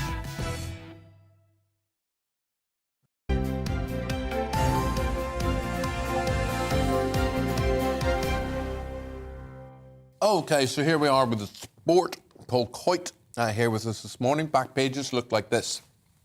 Farewell to the greatest, says The Guardian. Serena Williams announces her retirement, leaving an unmatched legacy. Here's the Express. It's Mark no-go. As Man United's transfer window turns into a circus, the club management's forced to abandon their interest in 33-year-old Marko Arnautovic. That's why I don't do the football.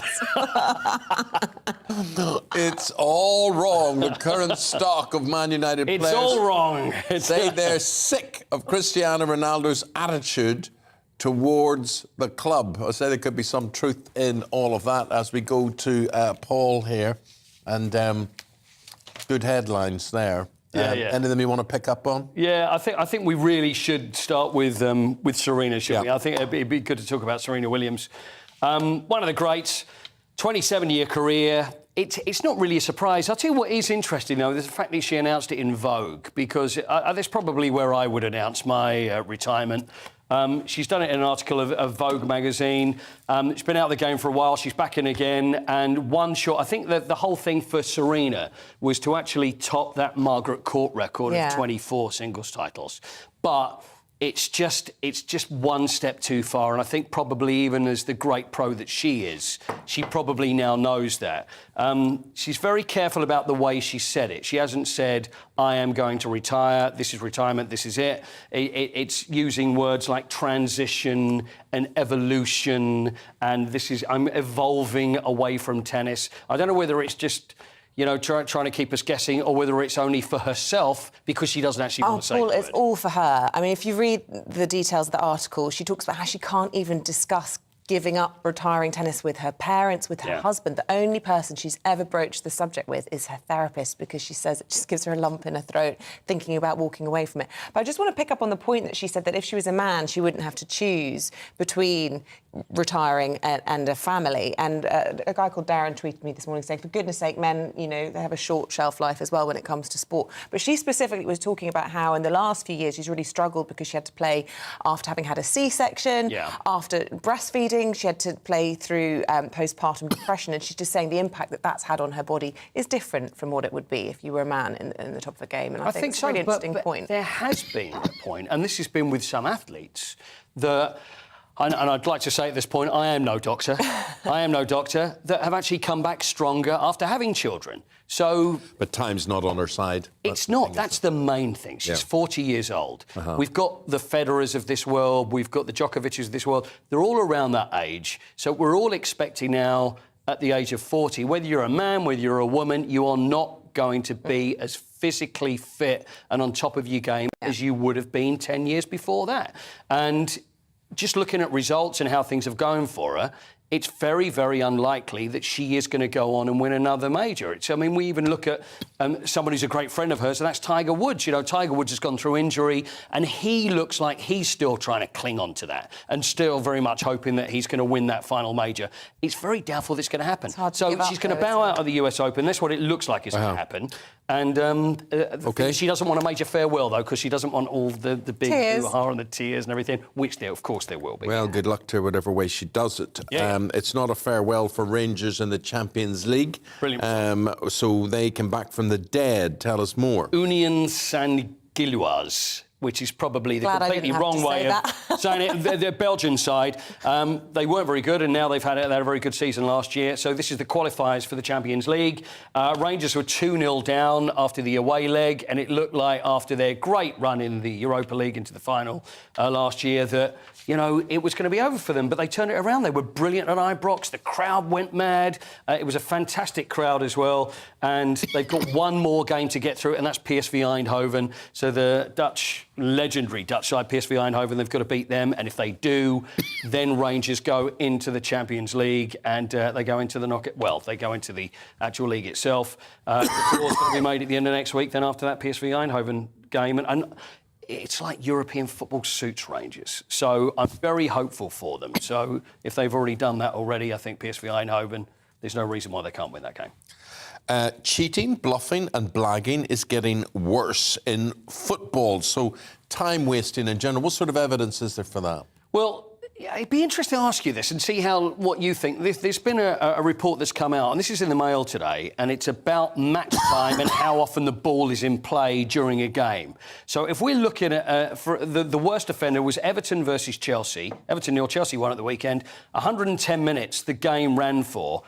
How long do you think the ball was actually in play for? I mean, if you think of a football match, how long do you reckon the ball's in play for? Well, you'd like to think it's in play for 90% of the time or so. You would think so. You would think so. So out of 110 minutes, well, it has to be 100 minutes, no? You think so. Isabel, did you say 51 minutes? I did. No. Yeah, that's right. She's right. Yeah, it's right. Goodness. 51 minutes. Half of... 51 minutes. Not the ball in the is ladies' play. game, I can tell you that much. OK. None of this nonsense with the Lionesses. But that's it. It is the nonsense. It's the nonsense that's calling it. It's whether it's arguing with the referee, there's time wasting, whether it be substitutions. There's all these different reasons. But it's unbelievable. 47% of the game, the ball is not actually in play. And the report is saying, well, you know, people are being cheated out of this. So I think you're probably like me. I had no idea that it would have been a length like that we're missing so much football. Well, you say that. I do like the theatre. I do like the argy-bargy and all that sort of thing. It's all part of the theatre. I like argy-bargy as well. But, you know, you want a bit more football as well. Paul, appreciate it. Thank you very much indeed. With that, we go to the break. Yeah, we've got the papers after that with Ali Mirage and Sam Lister. Don't go anywhere.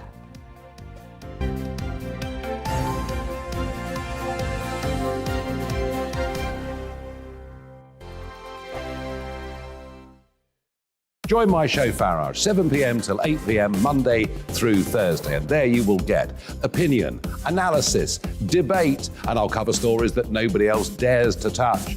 You've been cancelled. Join the club. Oh, my goodness me. And then for the last 15 minutes, talking pints. Over a drink, we have a civilised conversation with someone. We very often disagree, but we do it in a grown-up way. Come and join me on Farage.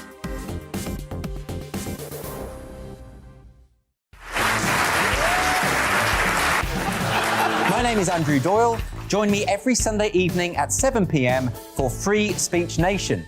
This is a show where we address current affairs and news stories of the week with the help of two wonderful comedian panellists. I brought in comics because I want to give it a lighter edge, and also they work for less.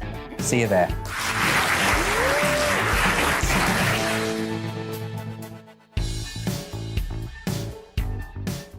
Hi there, it's Stephen and Anne. At breakfast from 6 a.m, you'll always be caught up with everything you need to know, the latest headlines, opinions and debates. We'll bring you the good news and the bad, but most of all, we're here for you. Remember, send in your views and let us know what you would like us to talk about. That's because we're your news channel. And every morning at 6 a.m, it's breakfast on GB News. I'm Dan Wootton. Join me Monday to Thursday from 9 to 11 for the feistiest and most fun news debate on TV, where free speech reigns. I'll bring you a sharp take on the day's biggest stories, bombshell newsmaker interviews, and A-list guests. And I guarantee you, no spin, no bias, no censorship, and no reason to go to bed. That's Dan Wootton Tonight, Monday to Thursdays from 9 on GB News.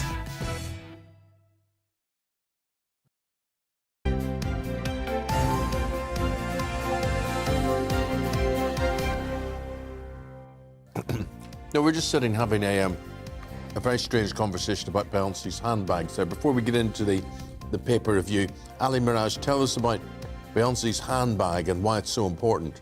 Well, Beyoncé's apparently dealt a blow to Hermes, the French fashion brand, because apparently there's a Birkin bag that they make, price tag £230,000. She's traded it in for a brand called Telfa, which is vegan friendly. The reason why I'm actually re-engaging with Beyoncé at the moment, she's just released her new album, and her lead track is Break My Soul, which is, to me, like a 1980s house beat. I mean, I'm a house DJ in my spare time, so I've actually played her track out in a club, and it went down pretty well, actually. So, Stop it. I just love this about you. She's clearly having a revival. I'm actually enjoying her new musical direction. She's doing a Serena Williams and she's evolving. Indeed. She's evolving musically. But I'll just pick you up on one thing. I bet she didn't trade it in. No, her Birkin. sure I bet she just put it in her walk-in closet and bought a new one, which happened to be vegan. Absolutely. Was she the one that her record, she had to change the lyrics? Yes, yeah. Yeah, there was her and who? The other one? Oh, don't ask me the other one, but she bowed to the pressure. Lizzo, thank you, in our ears. Yeah, Lizzo, because it was ableist, was the phrase. OK.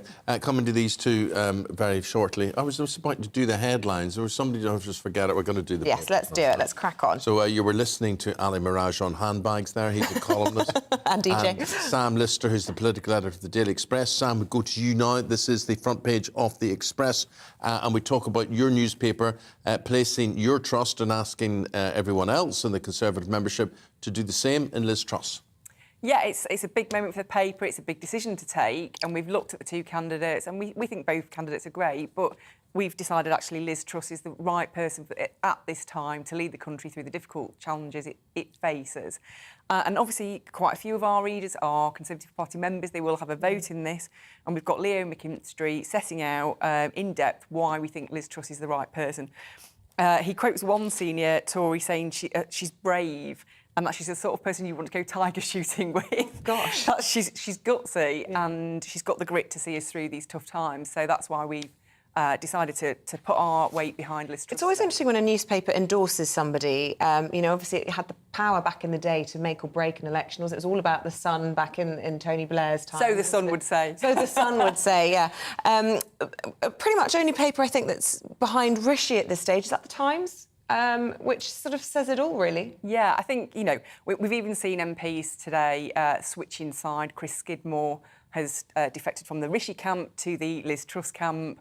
The Rishi camp of allies of Rishi Sunak have said that's because he wants a peerage. So, this is getting quite dirty now. It's quite getting quite nasty as a kind of fight within the party. And senior figures are saying, look, we've got to stop this blue-on-blue warfare. It's bad for the party. But, obviously MPs can see which way this is going, and that's why they're making this. But I noticed your very diplomatic comment. We like both candidates because you don't want to.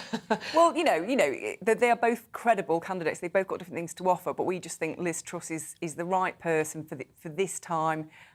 She's actually, and Leo makes this point in the piece, she started off the campaign a little bit she's not the slickest presenter, she said that herself, but she's grown, she's really up for the fight, she's got a very bold vision for the country, she's very upbeat. Our readers like that. She's very patriotic and has a real kind of clear vision of where she wants to take the country.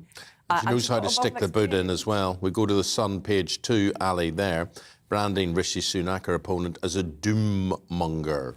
Well, yeah, this is coming straight out of the Boris Johnson boosterish playbook, showing that Liz Truss is convincing us that you can continue cakeism, i.e. having your cake and eat it. She's basically saying here in the Sun, she's dismissed declinist talk, and she's saying that Britain's best days lie ahead of it. Well, that's all very well, but you've still got issues with the Northern Ireland Protocol that need to be resolved. You've got cost of living issues where energy bills are apparently going to go up to £4,200 or above that next year. Ongoing war in Ukraine. And it reminds me a little bit of that, remember that old PM we used to have, Tony Blair? I saw him the other day at a lecture. And he said, if you're getting into a plane and it's heading towards the ground, you want a pilot who's been trained and competent. You don't want someone who says, I believe in this plane. I mean, that's basically the point here. We are, whoever the Prime Minister is going to be, whether it be Liz Truss or Rishi Sunak, they have got the most difficult in tray imaginable probably for decades, right, to deal with. And just simply going for boosterish talk is not really going to do it. And nor is, in my view, just saying that we're going to do tax cuts, which are completely unfunded and going to lead to potentially cuts in the public sector. That wasn't Blair giving his endorsement to Sunak, was it? Well, no, it wasn't. But look, Blair was making a broader point that we've got into a situation now where competence and decency in government is actually it's devalued. I mean, you think back now. I mean, look, I'm a centre-right guy. I'm not a Labour supporter. But you look at people like Brown, Mandelson, Blair. They were serious figures. You look at people like Thatcher, Howe, Lawson. Again, serious figures. We've had a dearth of talent, I think, in politics generally in recent years. And I think this is playing out now. But what you're also getting are people who know how to play to the audience. They don't give people the truth. They give people what they want to hear. So, and that seems to work. Well, indeed, Eamonn, but the thing is, look, one thing is playing to the gallery of the Conservative Party, 160,000 members to get elected. I mean, that's fine, and Cameron did it to a certain extent as well. And then you tacked slightly more to the centre once you've won it. But also, this is all being played out. To Sam's point about blue-on-blue attacks, this is all being played out in the glare of publicity. Everyone's watching this at a time where the nation is in dire straits at the moment. Really, really difficult time. This is time for grown-ups to take over and to be leading with competence, integrity, restoring some credibility to the office of Prime Minister and dealing with the really, really difficult challenges we face. And that, for you, is not Liz Truss? Well, no, Liz, I've known Liz a long time. She's a friend. I respect her. I wish her well if she does become PM. I think Rishi Sunak is just being more sensible when it comes to not going for uncosted tax cuts at the moment. So I'm veering towards Rishi just on that basis. And I think he's got the credibility to do the job. He's been Chancellor, and he did step up during that furlough scheme and give 400 billion of borrowing to keep people in their jobs. So I think I'm veering that way, but I wish them both well. Well, interesting, because a lot of people are saying, you know, from both sides of the debate, that the whole thing's just going on too long, Sam, and that we really have more important things to deal with.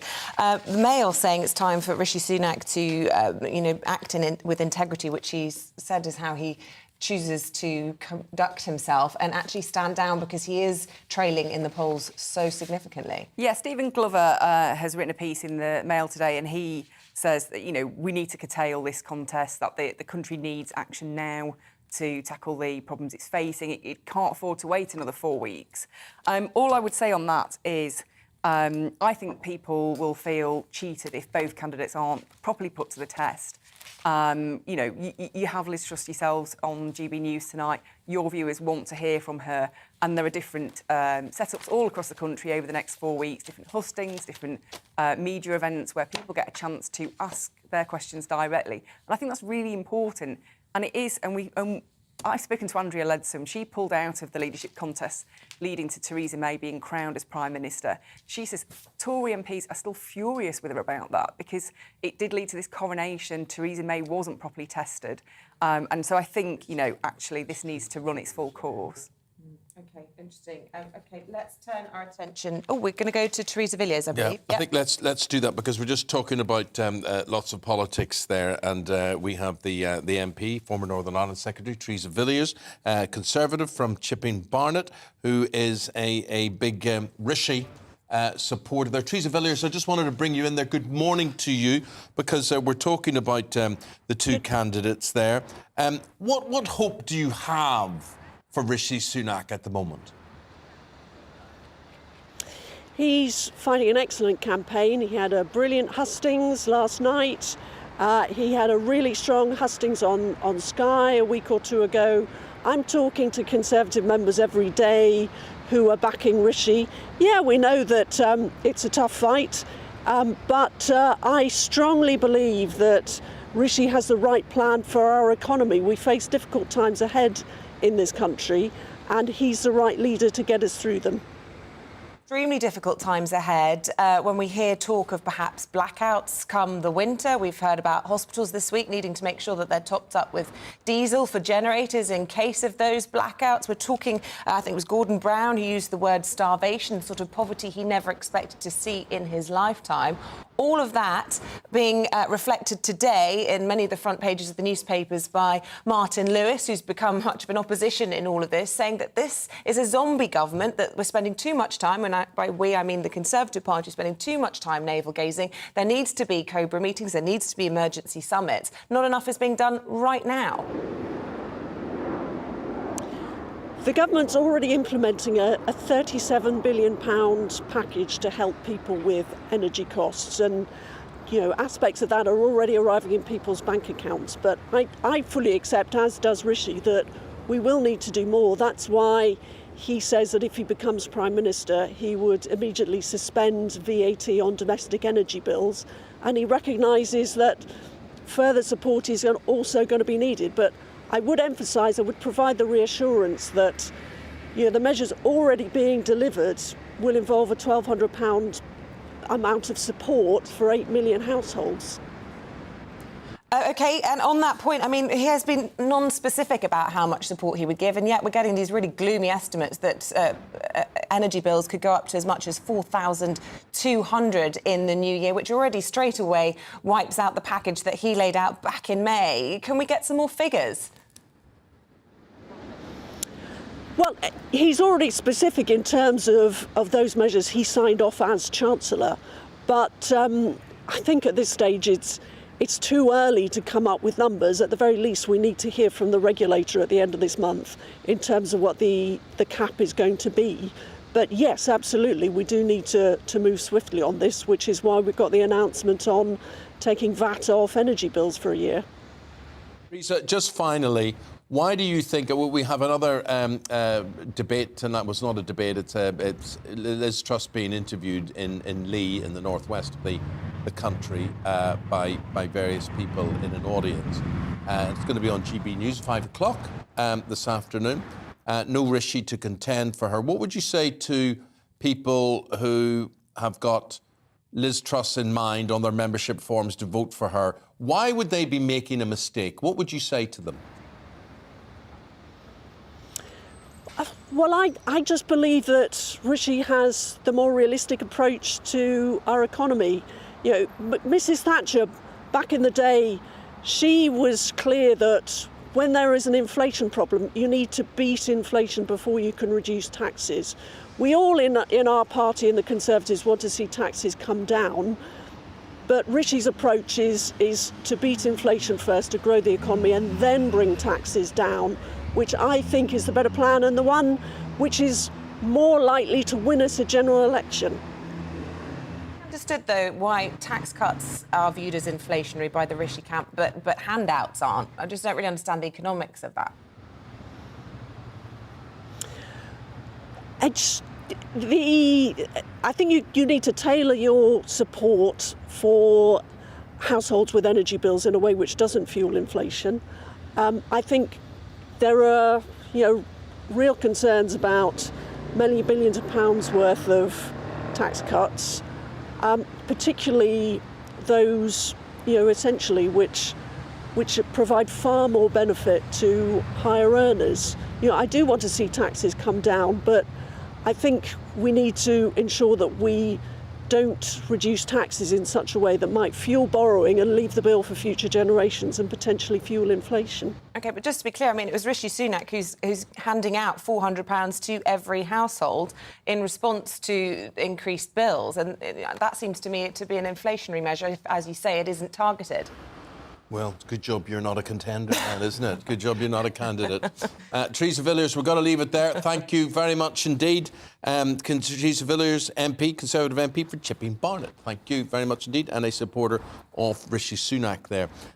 Sam Lister, I was going to ask you had you been to the loo today, but it's a bit irrelevant. I'll tell you the reason. It's a bit irrelevant because our loos are closed down basically at the moment, but they are unisex loos generally. And we've got a story now, which I'll be interested in your opinion on, that Ali has unearthed. And this is from the Telegraph, and it's about unisex lavatories in schools. It is, indeed, and this is Suella Braverman, who herself threw her hat in the ring in the Tory leadership, is Attorney General, making a speech at Policy Exchange, a think tank, basically saying that schools that impose unisex toilets are breaking the law. She's also making it very clear that teachers who allow their students to transition without their parents' consent or their parents being informed are again breaching their duty of care. So this is becoming again a fault line in this whole debate around gender, which has to be handled very sensitively and carefully. We just had the Tavistock Centre in North London being announced that it's going to be closed down because of various issues that happen there in terms of people transitioning and not being given the right advice. So this all needs to be handled very delicately. And I think let's get rid of all the nonsense. The reason toilets are unisex in buildings like this is to save money. That is what at the end of the day. Probably not in schools, though. Do you think? I think it's pandering to these. Whether it is or whether it isn't, I will say, and I'd be really interested in you, my friend and colleague, I don't like them. I'm uncomfortable in them, and I do think that loos should be super I separate. hate it. I hate going to the loo with you. It's terrible. Oh, I agree. But yeah, I mean, you can do it in a cost-saving way. For example, we have 5 loos in one room, but you could put 3 of the doors could be for the ladies because we know they use the loo more than the chaps, and 2 of them could be for the boys. Do you think men are more dirty? Yes, unhygienic in loos. Yes. More careless in loos. Yeah. Yes. Would you like to elaborate? No. OK. Alice, from your point of view, Ali, how comfortable or uncomfortable do you feel... sorry.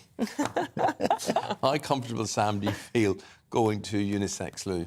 Well, I personally hate it. I think we should have... It's absolutely fine to have unisex loos, but we should also have separate Well, it's not loos. fine. Well, if some people want to use them, that is entirely up to them. But I think men and women behave very differently in loos. Yes.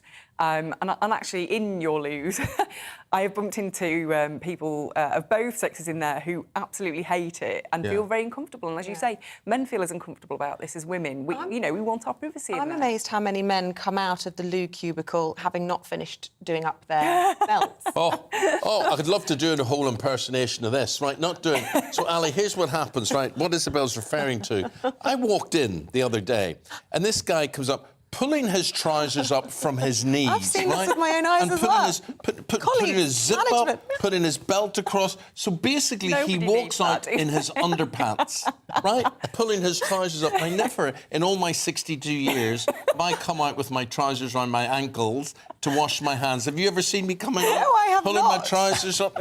Men are animals. They are pigs. They are. They are Can't absolutely. disagree. So, I mean, we can talk about all of this. Oh, it's to respect this and respect that and all this blooming nonsense. Here, for instance, as an example, it's not political. It's cost-cutting. It's cost-saving. It saves them having to put in a whole separate area for a separate sex as well. That's my point on them. If they come your way, resist them. I feel sorry for you if they are there, because some of the noises, some of the things you hear can't be unheard. They just can't be unheard. Some of the things, you think women sometimes are beautiful and fragrant and, just wonderful. And Let's not elaborate anymore. And they don't make noises Eamonn. or anything. But then your illusions can be shattered. Well, can I just say that I don't use belts on my suit trousers. I use side adjusters for ease and speed of getting out of the loo in a decent state. Side adjusters. Oh, side adjusters. Yeah, I don't have belt loops, so I don't have to flail around with a belt. And this is done specifically with Isabel in mind to prevent ease and speed of execution while coming out of the toilet. They're an awful thing. We discuss everything on this programme, geopolitics to loo. We really do. I think an your awful viewers are thing. going to be spluttering out the cornflakes listening to I this. know, but... That's real life. That's real life, right? It is real life. Look, Ali Mirage, Sam Lister, it's been entertaining. Thank you very much indeed. We'll see more from you around the same time in 8 o'clock. No, well, that'll be in 48 minutes. OK, I meant the same time as the previous hour. No, so I'm just making it clear. You are contrary this morning. Contrary. You see, that's why I could be in your party. Right. Right, more and more people are being caught up in Cornwall's growing housing crisis. We talked about this a little bit on the programme yesterday, and today we're talking about how landlords evict tenants in favour of lucrative holiday lets. This is quite scary, actually. So if you live in a house or you're renting a house, the landlord can get more in the holiday season by booting you out and putting them out as Airbnbs and whatever. And authorities in Cornwall have promised that they're going to help. As our South West reporter Jeff Moody reports, many say the situation is just out of control. It's a familiar story told right across our country. Financially struggling, really, costs of everything going up and not being out of work, having a little child as well. They help me out quite a lot, to be fair. Twice a week, Donna fills up on essentials thanks to Disc Newquay, a charity that offers food and friendship to a growing number of cash-strapped people in Cornwall. Growing not just because of rising costs, but lack of housing. After the pandemic, many landlords decided to evict their tenants and use their properties instead as a holiday let. And with the travel industry in this country in chaos, those properties have certainly been full this summer. But what's happened to the people they've evicted? Harriet Duffy lost her home last year. She struggled to find a place to rent ever since, and she blames the council. It was quite shocking, to be honest, like the little support that you actually get from them. I mean, seriously, if it wasn't for Monique and Disc Charity in general, I seriously don't know what I would have done because I literally had nowhere to go and they weren't offering me any sort of assistance at all. The number of people on the council's waiting list for housing has doubled since the pandemic. Now 21,500. 69 families are being housed in caravan parks while they wait, sometimes miles from their children's schools. When rental properties become available, there's often up to 200 people viewing the same place. Monique Collins, who runs Disc Newquay, says this is just the tip of the iceberg. I don't think that the rest of the country realises what is going on in Cornwall. We've got an awful lot of people that are actually in tents and in vans because there is no housing. And if you are a worker and you get placed in a hotel room, you end up paying the full cost of that hotel room. So there's absolutely no point in doing that. So what we're seeing is working men living in their cars because obviously they don't want to be spending all their wages on a hotel room. Last year, the council pumped £300 million into the problem, introducing a raft of measures aimed at providing homes. 814 affordable homes were built in the county last year, the second highest of any local authority in England. But the MP for North Cornwall says more needs to be done. The market at this moment in time doesn't seem to be meeting the needs of people here. So it's right for us as politicians to make that case, as we have with the Minister, to ensure that we get the policies right for people that are living and working in this great environment that we love here. But getting the policies right takes time, and many here feel action is needed now. I think that our government really needs to look at levelling up Cornwall, because things the way they are not sustainable for any of the families that live here at the moment. Not sustainable now, even less so come winter. And like it or not, the winter months are just round the corner. Jeff Moody, GB News. You know, what an awful situation. So People having to difficult. live in their cars because they can't afford the housing in their area where they were born and they grew up. I mean, put yourself in that position. Absolutely ghastly. Look, stay with us. After the break, we'll be speaking to the one and only Alistair Stewart. He's preparing to host the People's Forum with Liz Truss this evening in Lee at around 5 o'clock. We'll be preparing all the build-up to that after the break. Good weather for. Good morning. Dry, hot and sunny is the story for just about all of us through the rest of the week. There is an exception. That's the far north and northwest of Scotland, where this weather front will bring thicker cloud and very occasional outbreaks of rain. But look at this area of high pressure, a huge area of high pressure, keeping the weather quiet and settled right the way through the rest of the week and into the weekend, and allowing those temperatures to gradually climb day on day and in fact by night as well. I mentioned the exception to the clear skies. That's this weather front's just clipping the far northwest of Scotland at times today. That will maybe be thick enough for a few spots of light rain or drizzle, but otherwise it's a dry picture. It's blue skies and it's pretty much wall-to-wall sunshine, with those temperatures responding up into the high 20s, perhaps touching the low 30s for parts of England and Wales later on today. I mentioned the nighttime temperatures will be climbing as well, so a little bit more uncomfortable for sleeping over the next few nights. Tonight we will see clear skies right the way across the bulk of the UK. Again, still this thicker cloud for the far northwest. We also could well see some low cloud and mist developing around some coasts of Northern Ireland, as well for some coastal parts of East Anglia. That may just come inland a little bit on Thursday morning. However, it should burn back fairly readily once that sunshine gets going on Thursday. And Thursday is again another day of blue skies and sunshine, and those temperatures continuing to climb. In fact, it's from Thursday that the Met Office have issued an amber extreme heat warning for parts of England and eastern Wales, and that warning is valid right the way through Thursday, Friday, Saturday and into Sunday. We can see on the Outlook chart here sunshine all the way, right the way across the UK, with the exception of the far north of Scotland, and temperatures are responding as well.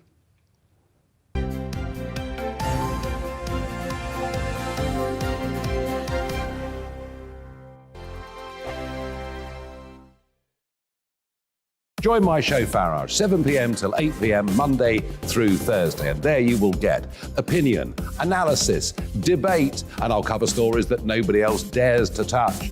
You've been cancelled. Join the club. Oh my goodness me! And then for the last 15 minutes, talking pints. We're over a drink. We have a civilised conversation with someone. We very often disagree, but we do it in a grown-up way. Come and join me on Farage.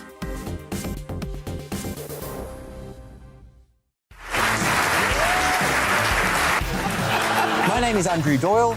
Join me every Sunday evening at 7 p.m. for Free Speech Nation. This is a show where we address current affairs and news stories of the week with the help of two wonderful comedian panellists. I brought in comics because I want to give it a lighter edge, and also they work for less. See you there.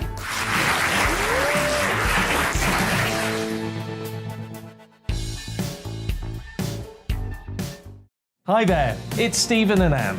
At breakfast from 6 a.m, you'll always be caught up with everything you need to know, the latest headlines, opinions and debates. We'll bring you the good news and the bad, but most of all, we're here for you. Remember, send in your views and let us know what you would like us to talk about.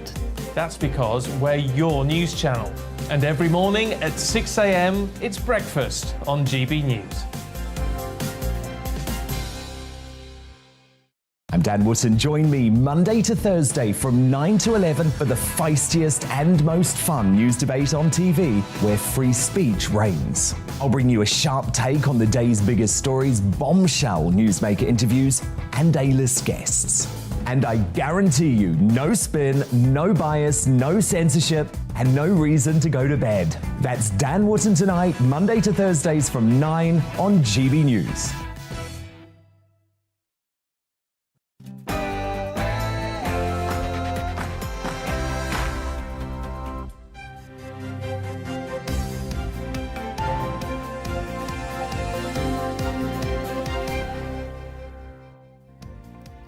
Liz Truss faces the People's Forum here on GB News at 5 o'clock. A very good morning to you. It's 1 minute past 8 on Wednesday, the 10th of August. This is Breakfast on GB News with Eamonn, Holmes and Isabel Webster. Leading the news this morning, Conservative leadership contender Liz Truss will face an audience of voters from Lee in Greater Manchester at 5 p.m. here on GB News. Host Alistair Stewart will put audience questions to the Foreign Secretary as she makes her pitch to be the next Prime Minister. This comes after a hustings in which the leadership candidates clashed over the cost of living. At a number 10 reception last night, the Prime Minister promised that whoever his successor is, they will bail out struggling households. An exodus of over 50s who left the workforce during the COVID pandemic is fueling wage inflation. That's according to the boss of John Lewis. We'll get the details in a moment. And the Edinburgh Fringe Festival is underway. We'll be live there with our reporter later in the hour. Lots of you getting in touch this morning, emailing in and tweeting in your views. The usual address is on your screen there. Toilets. Should we give lots of toilet talk. Toilets, yes, lots of toilet talk. We were talking about unisex toilets about half an hour ago on the programme. Terry says, Eamonn, have you ever seen graffiti inside a ladies' loo cubicle? Now, well, I haven't been inside a ladies' loo cubicle. Well, you have. You've been in unisex ones. Oh, I see what you mean. Yes. Is there graffiti? Are there messages? You know, men often write. Neanderthal men write sort of things inside loos. Pubs and things. Yeah, there is a bit of graffiti maybe. And I was trying to think of the roughest toilets. So I'm trying to think. Is his point? Is it worse in ladies' loos? Don't ask me. I haven't been in the boys' loos. Well, I can tell you, in some rough places in the boys' loos, yes, it's pretty bad. So it would just be the same. It's usually, you know, girls talk about their crushes and things with love hearts.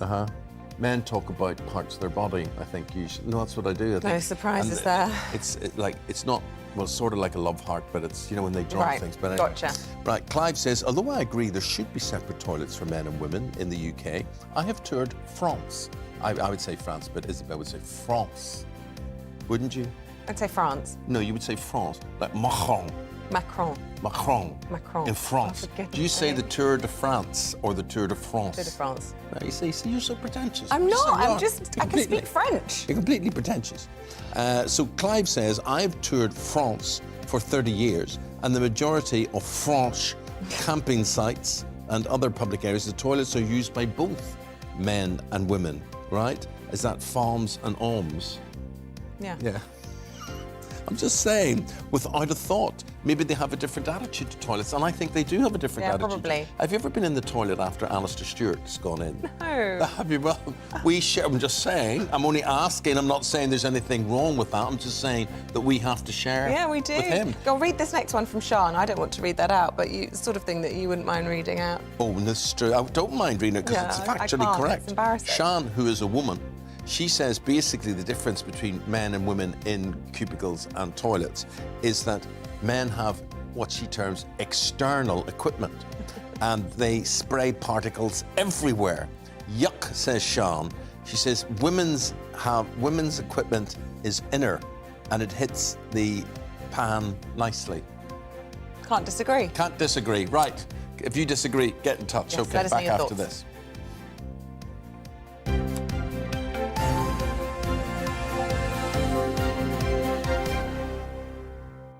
No. So the reason I talked about our friend and colleague Alistair Stewart is he is going to be busy at 5 o'clock today. So we won't be following you, Alistair, into the loo tonight, my friend. So what is going on in Lee, and how do you see it all playing out? A very good morning to both of you and to everybody kind enough to be listening and watching to GB News TV and radio. It's called the People's Forum because it's not about me. It's about people like this, lovely people up and about early in the morning going to work. And it's whatever questions they want to ask Liz Truss, as you rightly say, currently Foreign Secretary, hoping to be Prime Minister. Whether they will ask her about what's written on men's loos as opposed to what's written on women's loos, I have no idea. But if they do, my sole function is to just make sure that she gives as straight an answer as possible to the questions that folk have submitted. You'll know, both of you, that a few days back we invited listeners to all of the GB News TV and radio programmes to submit questions via questions@gbnews.uk, and we've been inundated. And what I find most fascinating is this, that yes, there's a huge amount about the cost of living crisis. Yes, there's a huge amount about whether tax cuts is the answer or whether handouts is the answer, and that's the big Rishi versus Liz argument all over the newspapers this morning. Fascinating interview with Martin Lewis, the money-saving expert in the Times as well. But they also want to know about what she would do if she was Prime Minister about the boat people, the immigrants, what she would do about Rwanda. She says she'd toughen it up, but what does that actually mean? There are questions about women and whether girls are safe to go to the loo when they're at school and the rest of it. It's a very wide range of questions, and those questions are still coming in right up to the last minute. And as you rightly say, it'll be kick-off at 5 o'clock, me as the host, referee if you like, and about 70 or 80 members of the public, GB News viewers and listeners who will be there to grill the PM, with me just wearing a white coat, sweater over my shoulders as the umpire. Absolutely fantastic. What I suppose will be really interesting as well is we're so used to seeing Liz Truss, aren't we, being challenged by the membership at all of these hustings, people that we seem to think, already really like her. But opening up the audience in the way that we have and broadening it could perhaps make it a bit more of a challenge for her. And I suppose, that's going to be the challenge that she faces at a general election, should she win the leadership contest. I think that that's very true, and she's particularly keen for it to be held here in Manchester at Lee, just a wee while away from here, because of course it is behind that infamous red wall. Lee was a Labour seat back to the 1920s, even before Eamonn and I were reporting on these matters. But of course in 2019, Boris and Brexit, it swung into the Tory camp. And so I think people will be really interested in knowing what she's got to say directly to them, not only about why, if they are members of the Conservative Party, they should vote for her to become their next leader and our Prime Minister, but if they're not members of the Conservative Party, Labour, Liberal, none of the above, whether she can persuade them to vote Conservative and what would be that historic 5th term in office for one party. Quite extraordinary. So I think Lee quite literally is the perfect cauldron to have that discussion and see how she gets on.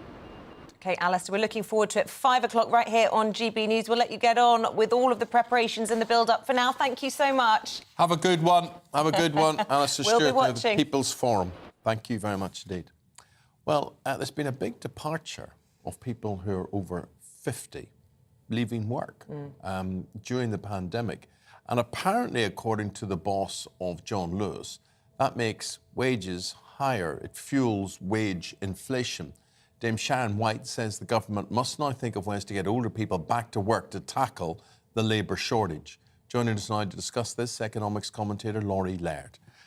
Laurie, what does she mean by this? Why would over 50s leaving fuel wage inflation? Before we start on that, I just want to make sure you're not inviting me on here to talk about this because I'm a more mature worker, right? No, Can I just? not. Okay, so I'm not representative of that demographic. That's not the reason I'm here. No way. Definitely not. Never even knew you were over 50. Never even knew. Thank you very much for that. That's why I come back here every So Wednesday. less workers about, more competition for places. And And that's exactly what Sharon White is saying. And I have so much respect for her. I have respect for her as the head of John Lewis. I respected her as the head of Ofcom. But and she's saying exactly what you're saying. If you have fewer workers, you have fewer supply, that bids up the price of labor, which is wages. It's a little bit more nuanced than that. We did see a lot of over 50s retire at the start of the pandemic. Well, a lot of them left the workforce. A plurality have said through surveys that the Office for National Statistics has done that they decided to retire. They felt sufficiently financially secure to do that. But in terms of what Sharon White is saying, these people didn't necessarily leave professions where there are shortages now. So if they were to come back to the workforce, and there is evidence that it is, it's not quite clear that that's going to bring wages down. The biggest, if we look at bonuses for a proxy for where there are shortages, construction is where we're really, really missing workers. That could be a number of reasons, but it isn't retirees leaving that business. Bonuses for construction workers up 80% in the month of May. I think it's easy to say. I know people who are in labour-intensive jobs, over 50 and sometimes beyond. And I say to myself, how do you even think of doing it? How do you lay bricks at 57 and 58 or carry hods or do physical things as well? I think the idea is, yeah, they may pay you more, but it probably will kill you. Absolutely. We haven't seen that many over 50s leave construction. Where we saw them leave is professional services, professional and scientific, public administration. That's where we saw a lot of... getting pensions or they've got other incomes. They felt financially secure. They weren't leaving areas where we're seeing shortages now. So they're coming back into the workforce won't necessarily relieve those shortages. That said, we are seeing a massive return to the workforce for the over 50s. So we saw 160,000 over 50s go back to the workforce in the 3 months. I just want to say, I wonder how many people who have done that, have been in that situation that they're over 50 and they've left their workplace and actually regret it now, actually want to go back. And that's what I'd like to know. And where are they going back? What kind of jobs are they going back to? And when they told surveyors that they felt financially secure to leave the workforce a year ago, is it the cost of living? Is it these headlines that energy bills are going to rise? Is that's what's fueling this return to the workforce? The Office for National Statistics is doing some field work on this. They couldn't tell me when the results will be due, but I would love to hear that. For the people who are going back into the workforce, are they finding jobs? Because what we're seeing is people becoming what's called economically active. That means they're seeking a job. It may not mean that they've actually secured one. What areas are they looking for? Have they run down their savings? Are they bored being at home? Did they retire too early? I'd love the answers to those questions. Hopefully we'll get those in a couple of months. I so often doing this job, I wish I was more economically literate, because we started this whole segment saying that, you know, this actually was contributing to wage inflation. I don't really understand why a bunch of people over 50 quitting their jobs during the pandemic is now affecting inflation. I think Sharon White was talking about simple supply and demand, and she is right to a certain extent, but the picture is more nuanced when you see the jobs that the over 50s have left. What I'm desperate to see, and it's going to be a while before we see it, is what areas they want to go back into. We saw a lot leave public administration. Will they go back there? All we hear is that civil service jobs are going to be cut. So are the opportunities still there for over or under 50s? I mean, we all have to ask ourselves, what the heck happened? How many things happened during this pandemic that we just didn't bank on at all? So, for instance, the head of John Lewis, she's basically saying, I bet she can't get retail staff. I bet she can't get people to unload stuff in the warehouse. I bet you they can't get people to serve behind counters and things. It's like the entertainment industry. You can't get people to be bar staff, waiters, chefs. You can't get them to be housemaids and make beds and clean and whatever. People have we've either lost it through Brexit, or we've lost that workforce, or people have just decided, not for me anymore. And all of those professions that you just said is where we're seeing shortages. Again, if we use bonus A lot of them payments. are physical, and I think, well, Physical- if you're over 50, are you likely to solve that problem? Because you're likely not to want to be standing And there on are your feet. areas and where doing that. my lightly skilled children are starting to find jobs. I love how you call them Well, that. you haven't met them, really. They really are. They can all get jobs right now, but they're not seeking the sort of jobs that, say, me as an over 50 would be seeking. Well, give me that again. Young people, well, you're saying they're trying to get into the workforce, but they can't get jobs. No, my youngsters, youngsters. my teenagers have a panoply of jobs to choose from. And let me Have tell they? you, they sleep late. They're not really grafters. And they work in Because hospitality, and they're finding... They have it easier, don't they? They have it easier because, you know... I think they do. Mum and Dad will pay bills for them. And We've lost our grafters, is what we're saying. Absolutely. Where have all the My kids grafters live gone? in West London with me. They have food, they have laundry. So, yeah, they're not quite moving out of the house to flat share somewhere. Well- but they're having no trouble finding jobs in hospitality. Yeah, I remember 9 or 10, I became I delivered newspapers. Hard job. 9 or 10? 9 or 10? Yeah, child labour. You did well. You got a few quid for doing it. I did a paper round, but I was 14. Well, my memory was I was definitely at primary school. Crikey. Primary and it was school? and it was a very Goodness heavy me, bag. Mrs. Holmes was... Are you And sure? dogs. Yes, I'm sure. And then dogs would attack you quite a lot. I didn't like that. I worked on And a you're milk doing this in float. bare feet, yes? I worked on a milk Uphill? float, which put me off milk for life because the smell of curdled milk in a cart was really, really poor and bad. And when I really felt that I was doing work, I used to wash cars and do things like that. But then when I went to work in a bar at 15, which probably wasn't allowed, then it was transformational. It was, decent money. Sociable. The longer hours you worked, the more money that you earned. People were very sociable, as you said. You learned social skills and whatever. And I got a job in TV at 19, and I still worked in a bar until I was 21, 22, while I was on TV. So I was pampered. I didn't have my first job until 16. Compared to you guys, I was positively lazy. I mean, I said I did a paper round. It was like a couple of times, and I decided it wasn't for me. But I got out. I had to raise money for a netball tour, so I needed a job. Yeah. And that's what doesn't happen anymore. You don't- Well, I'm astounded by how easy it has been for my children to find jobs in hospitality, which again suggests that there are shortages. Bonuses in hospitality are still north of 20% year on year, and that again is an indication of shortages. Bonuses in the public sector are negative, so it doesn't seem like those jobs are coming back. Attractive, yeah. Okay, very, very interesting. If you have a story to tell on that, as we say, if you've stepped out of the workplace in your 50s and it's been good for you, or you regret it. Reason I couldn't do it, like you, I mean, I'm never really financially sound, but I always think to myself, well, if I stepped away from work, does that mean now I can't dream about a holiday once a year, or I can't dream about changing my car? That's why you're never going to give up work, isn't it? You can never And afford also, to retire. the difference is as well, if you leave work in your 50s, you must be really bored of your job, or you must hate your job. You love your job. You love waking up and working. Or you must be very rich. You must have really gold-plated pensions or been given Or happy to live a bonuses, more modest life. or happy to live a more modest life. But I also, you made it, I love what I do, so why would I want to give it up? Well, good to hear. Good to hear. Good to hear. You're Pleased stuck to with me hear for a you had while. to hear Laurie, first. thank you very much. Pleasure. Always lovely to Appreciate see you, that. Laurie. Thank you. 18 minutes past 8 o'clock, wherever you're listening, wherever you're watching, you're very welcome here to Breakfast on GB News with Eamonn, Holmes and Isabel Webster. The government is planning to cut the rate of interest payable on student loans to protect borrowers from rising inflation rates. The Department for Education says students in England and Wales will see their interest cut to 6.3% from September. Parts of the UK have been hit by water shortages and grass fires ahead of an amber warning for extreme heat. The weather warning will come into force for parts of England and Wales from Thursday to Sunday. Temperatures forecasted to reach the mid-30s. And Serena Williams has announced she will be leaving tennis. The 23-time Grand Slam champion told Vogue magazine she didn't say she was retiring. She said she's evolving away from tennis towards other things that are important to her, like raising a family.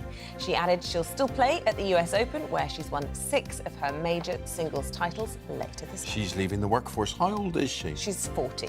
40, okay. She's had a good innings, as they would say. Wow.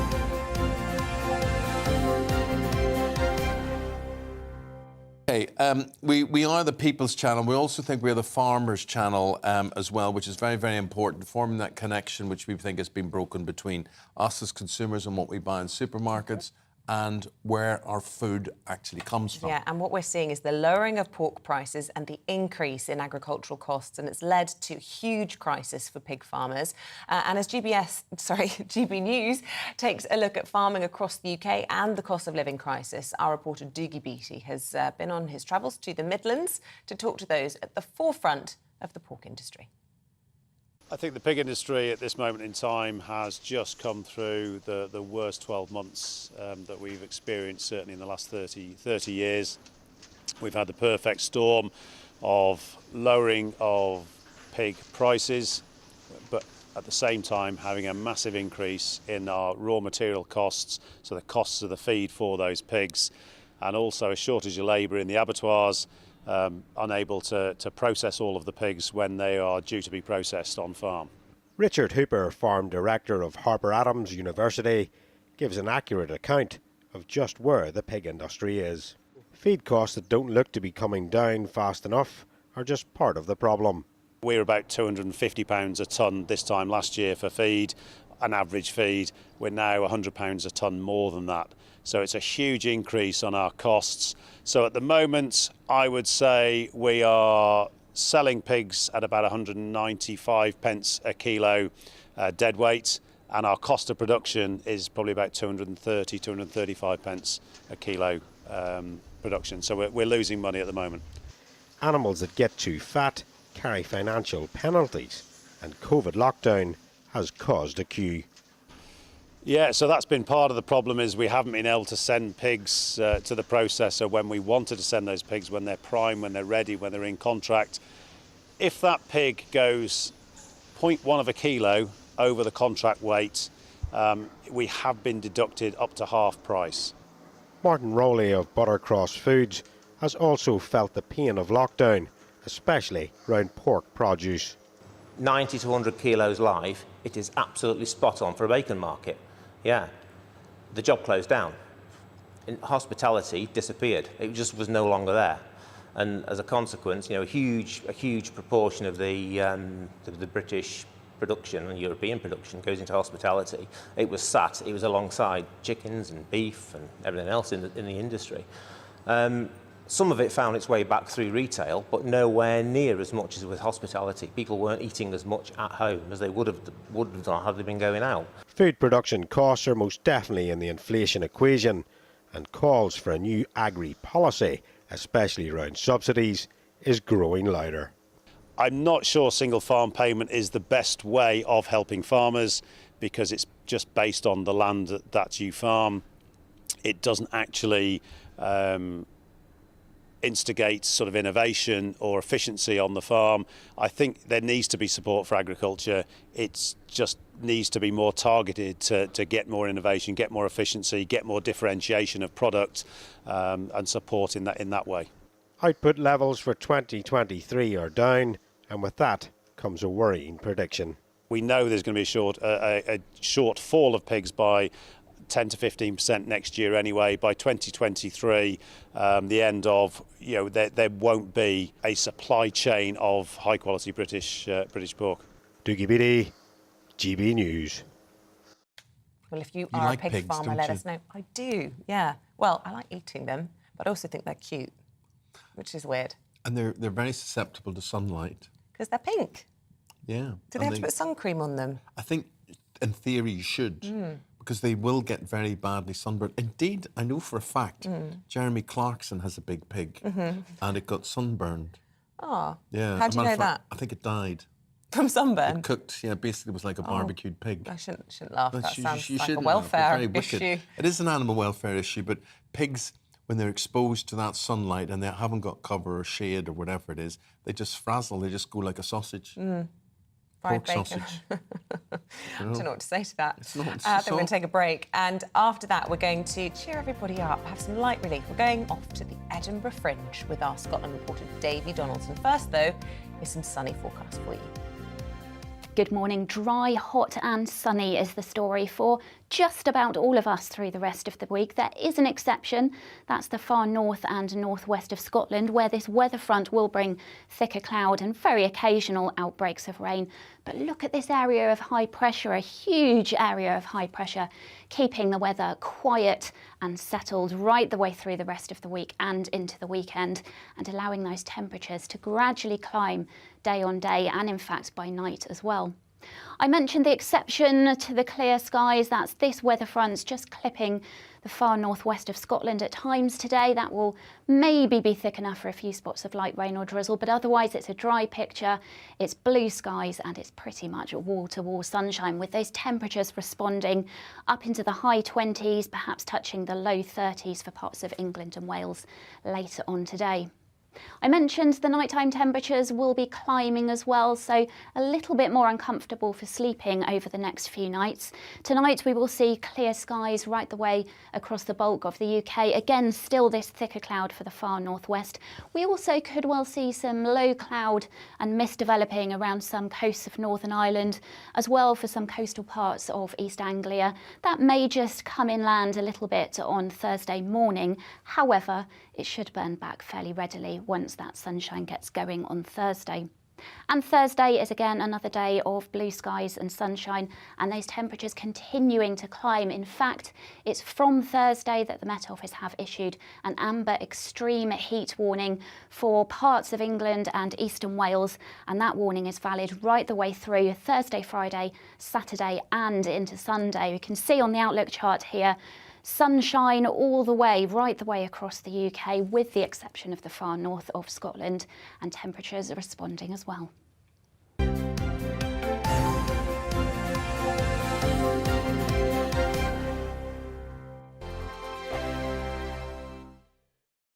Join my show Farage, 7 p.m. till 8 p.m. Monday through Thursday, and there you will get opinion, analysis, debate, and I'll cover stories that nobody else dares to touch. You've been cancelled. Join the club. Oh my goodness me. And then for the last 15 minutes, talking pints. We're over a drink. We have a civilised conversation with someone. We very often disagree, but we do it in a grown-up way. Come and join me on Farage.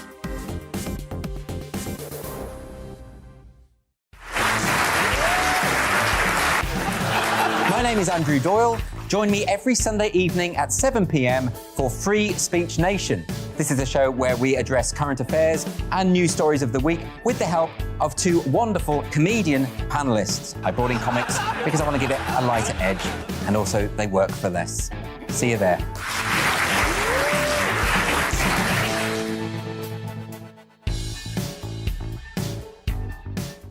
Hi there, it's Stephen and Anne.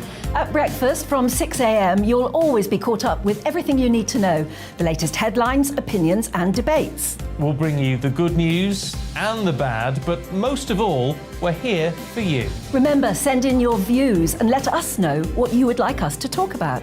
That's because we're your news channel. And every morning at 6 a.m, it's breakfast on GB News. I'm Dan Wootton. Join me Monday to Thursday from 9 to 11 for the feistiest and most fun news debate on TV, where free speech reigns. I'll bring you a sharp take on the day's biggest stories, bombshell newsmaker interviews, and A-list guests. And I guarantee you, no spin, no bias, no censorship, and no reason to go to bed. That's Dan Wootton Tonight, Monday to Thursdays from 9 on GB News.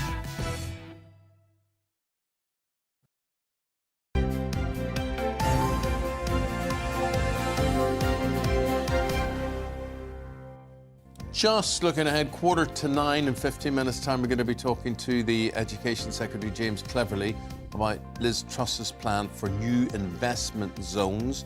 This on the day, of course, that she is preparing for what is called the People's Forum. It's going to be on GB News 5 o'clock this afternoon. And then, just after 9 o'clock today, our reporter Ellie Costello is off to Marwell Zoo in Winchester, finding out how the animals there are keeping cool during the heat wave. And just to give you a little preview of what's going to be in that segment, I've been told there will be seals and there will be ice lollies. And you're not going to get that on any other channel this morning. Do you know, I saw a zoo in England during the week where they were culling their lions and tigers down with ice lollies. Really? Do you know what the ice lollies Contained. consisted of? Oh no. A bucket of blood. Oh. So it was like a bucket of blood. They froze it and they had a mop or a pole in it, and then they would put that in. I mean, it's quite clever, but and the it's tigers kind of would ruined lick the cuddly, blood. fluffy segment I was excited So about. don't be thinking that. So these are seals. Yeah, they can have fishy So they lollies. have fishy lollies. That sounds revolting. I had Poor a old tin of- Ellie. I had a tin of anchovies last night. Yeah. Which is What, very just out oily the and- tin, or? Just out of the tin, which is oily and fishy. Very good for you. I liked them. Thought you smelled a bit funny this morning. Are you speechless for the first time? I've won. I finally won. I finally did it. Look, send in your thoughts. Get involved in our conversations, our banter, and some of the serious stuff as well. GBnews at gbnews.uk, or you can tweet us at gbnews.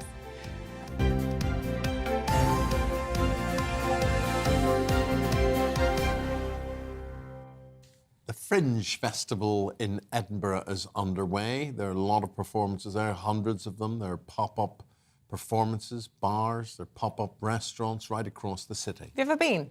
No. I've been. It's brilliant. It's actually known as one of the greatest celebrations of arts and culture in the world. And our reporter, David Donaldson, is lucky enough to be there for us this morning. Good to see you, Davey. Tell us a little bit about what acts to look out for and how it's been going so far. Well, so many acts to look out for because there's so many venues across Edinburgh for the Fringe, and great to see, of course, this year that people can actually return and enjoy it in safe conditions. So that's one of the highlights here. I'd like to see him joined by Just the Tonic owner, Darryl Martin. Darryl, what have you got coming up here? About 170 shows a day, so it's very difficult for me to... You don't want me to go through that because it would be a very boring morning show if I just listed them all. Yeah, we've got 170 shows a day, so it's quite amazing to actually be back, to be honest. What's the highlights from here, at least? Well, I saw a show last night, but I've been so busy setting up because we've been so short-staffed. But I saw a show, Matt Ewins, last night at 10:30. That was pretty amazing. There's a technology and just very, very funny, sort of cutting-edge technology of a show. And before it's a bloke called Paul Curry, who's just like madness, absolute madness on stage. And don't sit in the front row; you will get covered in bread and milk. And before that, there's a film about Ian Cognito. I don't know if you're into comedy, you'd know he was a comedian that died on stage while he was actually performing about 3 years ago. He was quite controversial and sort of on the edge and really sort of aggressive, but he was like a bit of a legend in his time. And it's an award-winning film, and that's on. Well, it says over there. It's on at 7:30. Well, actually, we've got all of these shows on. Look, and that's only one of our venues. This is 7 rooms in one venue, and we've got another probably 8 rooms. We've got another 10 rooms. No, 12 rooms. I've lost count. I've been so busy setting stuff up because there's no staff around, and so I've been actually putting up banners and stuff. But I'm watching a few shows. How much has that impacted on you, not having the staff this year? Well, hang on, there's a car coming through. What good timing. This is what the Fringe is like. It's chaos. On TV, it's all right. It's chaos. Just step this way for a second. We'll let them pass. There we go. That'll take 2 seconds. It's Right, so selfish, yeah. wasn't it? How's it going with the staff? So basically the staff problem caused us we couldn't get a lot of technicians at the beginning. We've sorted it all out now, so you end up with this backlog of setting up. So it's like this. It felt like you were climbing up a muddy wall, and it was just falling down. We got on top of it in the end, but it's across the whole Fringe basically. There's just loads of the staff left, and loads of technicians left the industry during COVID, and all of a sudden everyone realised about 3 weeks ago that there was no one left to employ. So I suppose we're just training a load of new people. It's like an apprenticeship basically. Yeah, but we've got through it, and it's good. But it's the Fringe. It's always a bit chaotic, and there's always a problem. There's always something happens because you're a pop-up. Basically, it's a pop-up. Like the whole city goes mad for a month, and every little nook and cranny there's a pub. Anywhere that can fit a beer keg in becomes a venue. Anywhere that can fit a stage in becomes a venue. So it's just when you've got that happening across the city, things are bound to be a bit chaotic, really. Thank you very much, Darryl. So chaotic. We even had to let a car through here, so that just shows you what the Fringe is all about. Pop-up bars, we've got restaurants, we've got comedy acts all over the Fringe, and it's going to be absolutely fantastic this week. Looking forward to catching some shows. It's going to be great. So if you can Come get to here, Edinburgh. Join us. Come to Edinburgh. Don't go abroad. We believe you. The flights will be cancelled. Good, excellent stuff. Drive though, David. because the trains will probably go on strike, won't they? Drive up. Thank you. With that, I think it's a good time to go to the break, and then we'll go through the papers. Ali Mirage, Sam Lister, doing that for you right after this.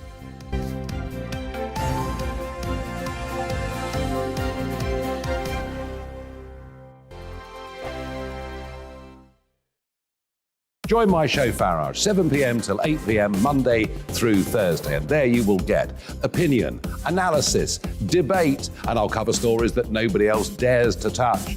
You've been cancelled. Join the club. Oh my goodness me. And then for the last 15 minutes, talking pints. We're over a drink. We have a civilised conversation with someone. We very often disagree, but we do it in a grown-up way. Come and join me on Farage.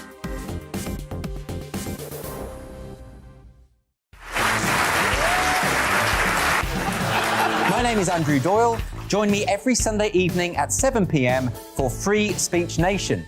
This is a show where we address current affairs and news stories of the week with the help of two wonderful comedian panellists. I brought in comics because I want to give it a lighter edge, and also they work for less. See you there.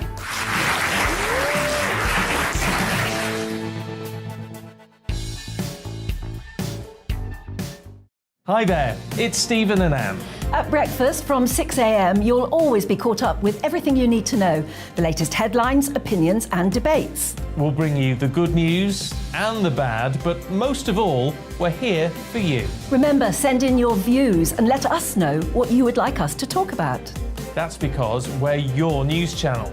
And every morning at 6 a.m, it's breakfast on GB News. I'm Dan Wootton. Join me Monday to Thursday from 9 to 11 for the feistiest and most fun news debate on TV, where free speech reigns. I'll bring you a sharp take on the day's biggest stories, bombshell newsmaker interviews, and A-list guests. And I guarantee you, no spin, no bias, no censorship, and no reason to go to bed. That's Dan Wootton Tonight, Monday to Thursdays from 9 on GB News.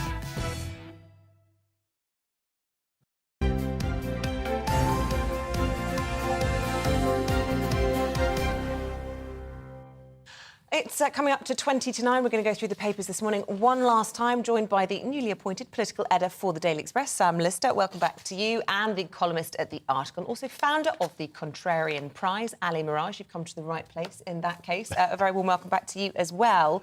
Ali, let's start with you. You've chosen this story on the front of The Times, and this is about universities removing harmful literature. Now, what do they mean by harmful literature? Well, literature that could cause emotional distress to their students. I mean, we've got, this is an extensive analysis that's been done by The Times through the Freedom of Information request that was sent to scores of universities, and it found that a number of them, including some in the Russell Group, have actually taken certain texts off the reading list. I mean, there's one here from Pulitzer Prize-winning novel The Underground Railroad by Colson Whitehead, because it's got graphic depictions of slavery. That's taken out of there. Another one by the University of Sussex that's taken out Miss Julie by August Strindberg, because it may be causing offence to others. Look, I mean, if I remember that film, 12 Years a Slave. I mean, it was horrific. It was disturbing. But it was also extremely powerful about what was happening and the injustices that people felt in America at that time. So I don't think we can mollycoddle and sanitize history, right?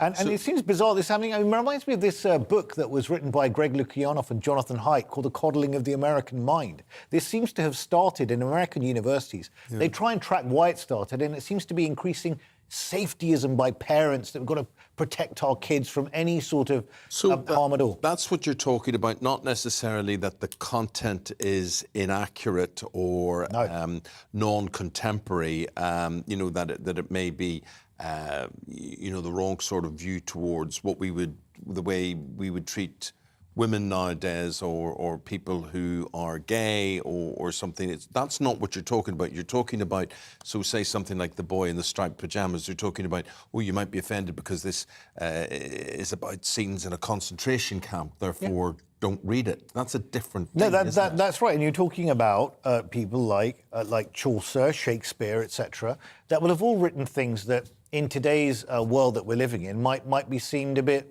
you know, different for the time. But, you know, you've got an appreciation of what the craft of writing, the brilliance in their writing, and you can't sanitize history. It's part of the learning experience that should be exposed. And also what we're doing is we're not teaching young people to be resilient.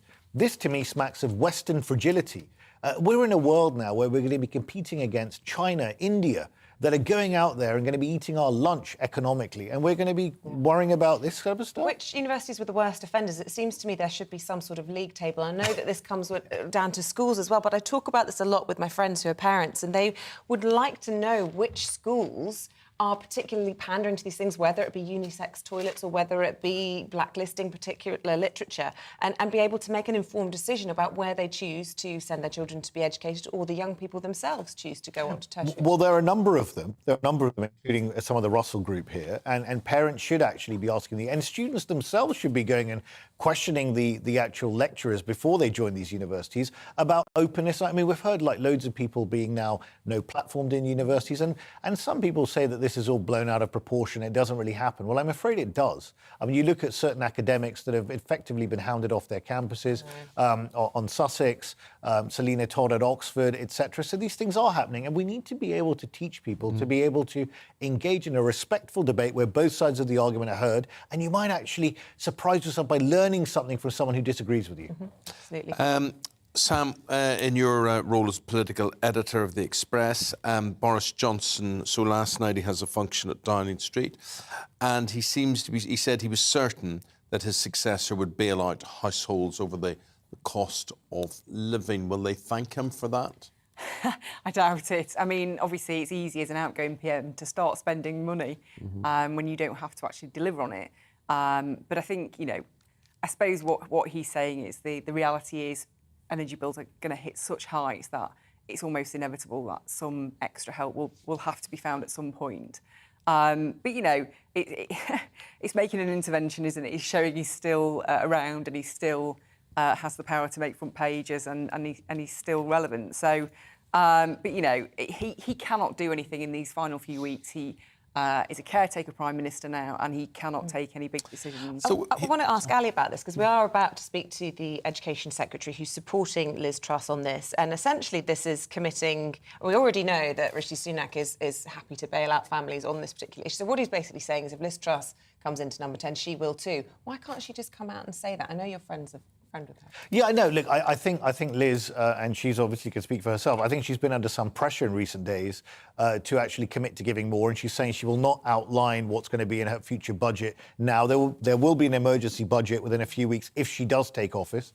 I think, she's been focusing on tax cuts as the conservative way, the Thatcherite way of doing things by unleashing growth in the economy, but that's not going to be enough. Rishi Sunak has been a lot more open and transparent about the fact that he would provide support to families suffering in this manner, but both of them are going to be under pressure, whichever one of them becomes PM. This is the top issue at the moment. If you've got energy prices potentially going to rise to £4,200 next year, it's unbearable for people. And in my view, they should be targeting that support to the poorest in society, not giving blanket handouts or tax cuts to everyone, but they're the ones making the decisions. OK, you've got to administer that if you target the poorest in society, whatever, which has an expense, of course, associated with it. Why not, let me ask you, Ali, just target the energy companies? Why are we paying for their profits? Well, they have targeted the energy companies with a 25% windfall tax, which has actually been done in the past. It was done by Geoffrey Howe on banks. It was done by Gordon Brown on privatised utilities where it came in. So there is a historical basis for this. It should be done sparingly because you don't want to spook business in terms of investment. But yes, at the moment, you've seen certain profits being made in the second quarter, 8 billion for BP, etc. And they're buying back shares and they're giving money back to shareholders. So there is an argument for it. And it's going to deal with some of the problem, but not all of it. I mean, fundamentally, we've got to be real. This has been caused by the war in Ukraine. Politicians need to be open and honest about that. That's the cost. And the sad thing for me is that there's no talk about peace in Ukraine at all going on at the moment. Clearly, that's an issue for Zelensky to decide when that time is. But there's just no movement towards that at all. So we could be living with this for months, if not years. Well, meanwhile, front of the eye, Ali, from your... no, it's not. I thought that was for Sam. No, it's not. Right, so...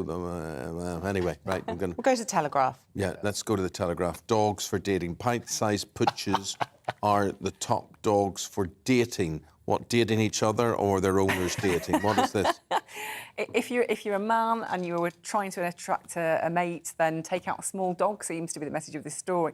It's quite an odd story. They've basically done some research. They gave they got two actors in, a female actor and a male actor. Yeah.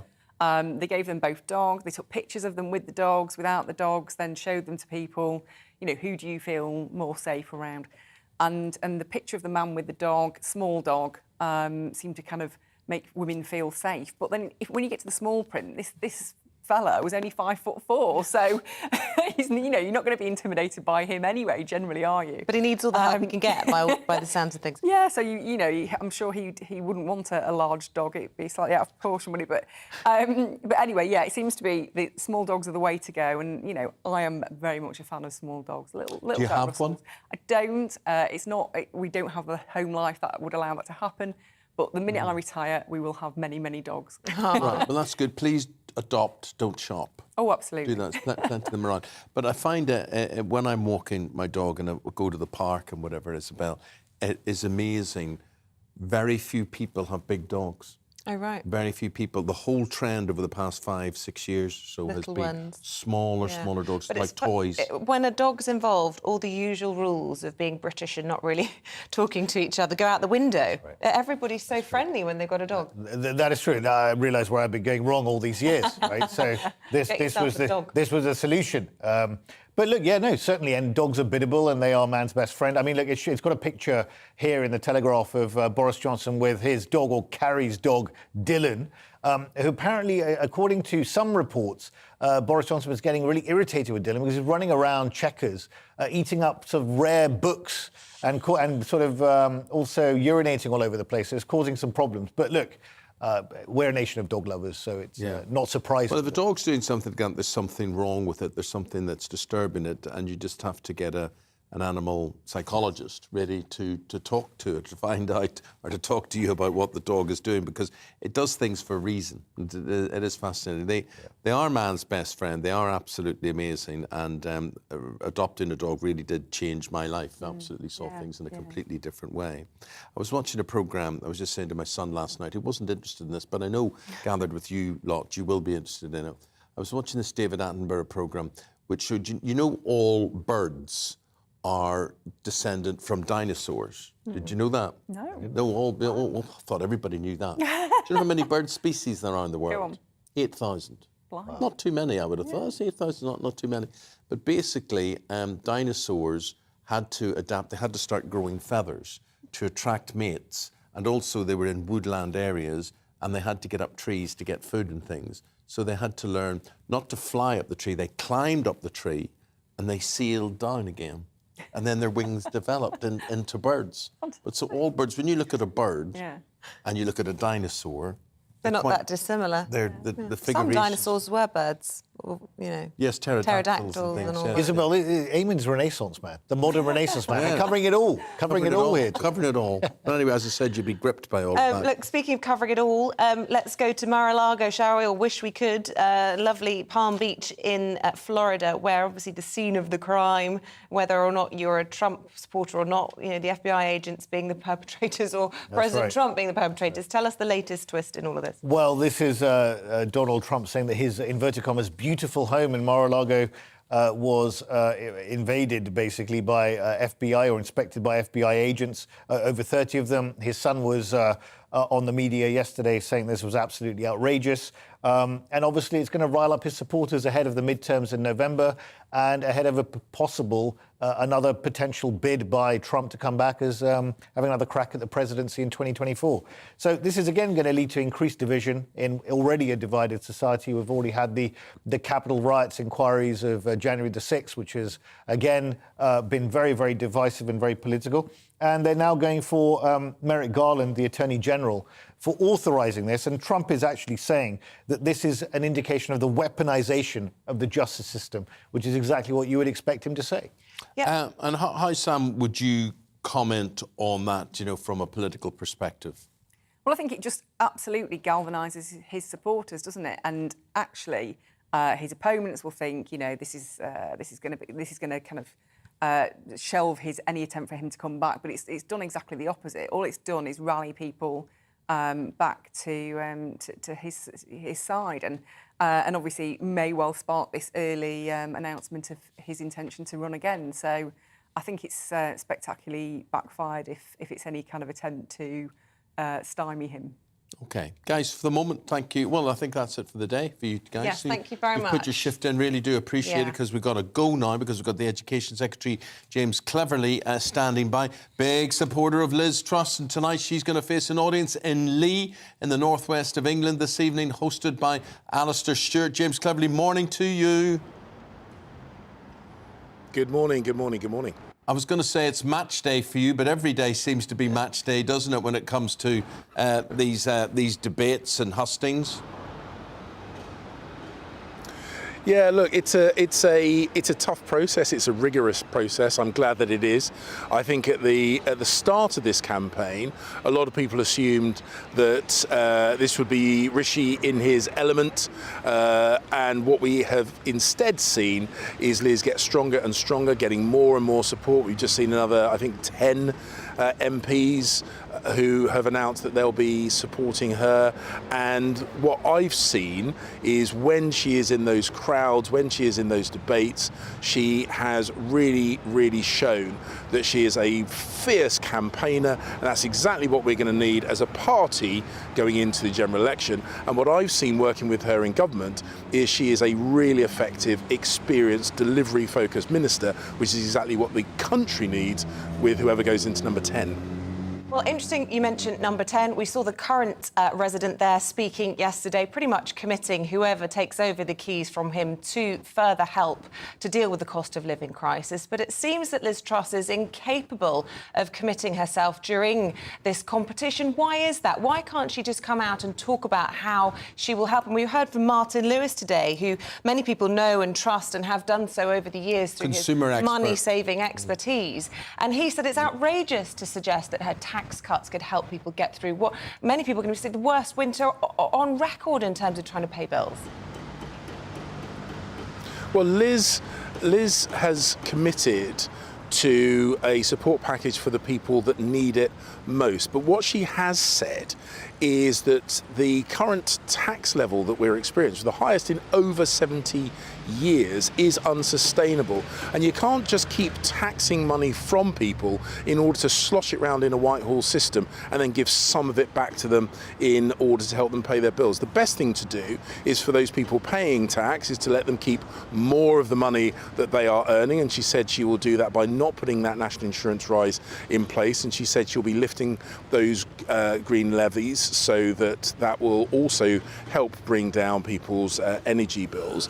And so she will be helping the people that need help directly. She'll be reducing the tax on people that pay tax, but ultimately what we've got to do is we've got to boost the economy, and that's why she is saying we have got to encourage a world where investment happens, where we invest in things like nuclear energy generation, those renewable energy sources, so that we are no longer reliant on unpredictable and volatile international energy markets as we currently are.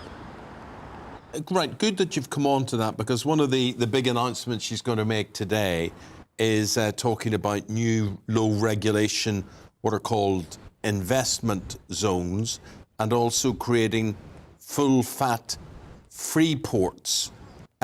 What are those? Why would they affect the ordinary person in the street in any way? And are they not just fat cat free ports? Well, what we have got to do is to make sure there is economic activity right across the country. Liz, originally from Paisley in Scotland, grew up in Leeds. She knows, and then, you know, she's like everyone in politics, she now works in London. And what we all see is that economic opportunity is not equally spread around the UK. And these low regulation zones, these enterprise zones, are about encouraging businesses to locate there, to take up employment, to spread high quality, well paid jobs around the country. So those, you know, the incredibly talented people that live in coastal communities, for example, who have not enjoyed the economic benefit that we've seen necessarily here in London or that I see in Essex in my constituency, can actually play a full and active part in the country's economic prosperity. It's good for them, puts money in their pocket. Liz has said she'll help them keep more of that money in their pocket, but it's also good for the country because it brings businesses in. Those businesses pay taxes. Those taxes pay for the schools, the hospitals, the doctors' surgeries, the police officers. That's what this is. It's about a growth strategy. And if you don't have a strategy for growth, you don't have a strategy. The day, so many people will feel that will benefit, as you say, it goes into schools and the like, but in terms of trying to cope with the bills, and indeed schools are having to pay those bills as well, why not go after the energy companies more severely? And the Lib Dems have come out and said that they would really try and take a really radical approach to this, and they would be trying to make sure that there was a cap on bills, that they could be only raised to a certain amount. And why is no one following in that line of thinking? I think the Lib Dems should hang their heads in shame when they talk about this situation at the moment. You look back at the footage when they were in government blocking the rollout of next generation of nuclear power, preventing us from having that energy independence that we would love to have in the here and now. The situation that we are currently facing, and everyone should remember this, the situation that we are currently facing has been made worse because of the lack of courage of Lib Dems when they were in government, blocking Conservative plans to alleviate the energy situation that we are now in. So basically, I think the Lib Dems are probably, a period of silent reflection from them would be more appropriate. What we are going to do is make sure we roll out that next generation of energy, that new generation of energy production. That won't address the bills this winter, which is why Liz has committed to an emergency budget as soon as the House comes back in September. And tomorrow, the Chancellor and the Business Secretary will haul in those energy companies and discuss with them exactly what we can do to help alleviate the pressures in the here and now and make sure we invest in bringing those bills down in the future. Secretary of State for Education, James Cleverly, he's supporting Liz Truss. Thank you very much indeed for your time and your views this morning. Thank you. Liz Truss, she's on the People's Forum here on GB News, hosted by Alistair Stewart, 5 p.m. this afternoon. We're going to take a break. After that, we'll be back with you live from Marwell Zoo, no less, in Winchester. Ellie Costello is going to be finding out how the animals are keeping cool during the heat wave. Don't go anywhere. Good morning. Dry, hot and sunny is the story for just about all of us through the rest of the week. There is an exception. That's the far north and northwest of Scotland, where this weather front will bring thicker cloud and very occasional outbreaks of rain. But look at this area of high pressure, a huge area of high pressure, keeping the weather quiet and settled right the way through the rest of the week and into the weekend, and allowing those temperatures to gradually climb day on day and in fact by night as well. I mentioned the exception to the clear skies. That's this weather front just clipping the far northwest of Scotland at times today. That will maybe be thick enough for a few spots of light rain or drizzle, but otherwise it's a dry picture, it's blue skies and it's pretty much wall-to-wall sunshine, with those temperatures responding up into the high 20s, perhaps touching the low 30s for parts of England and Wales later on today.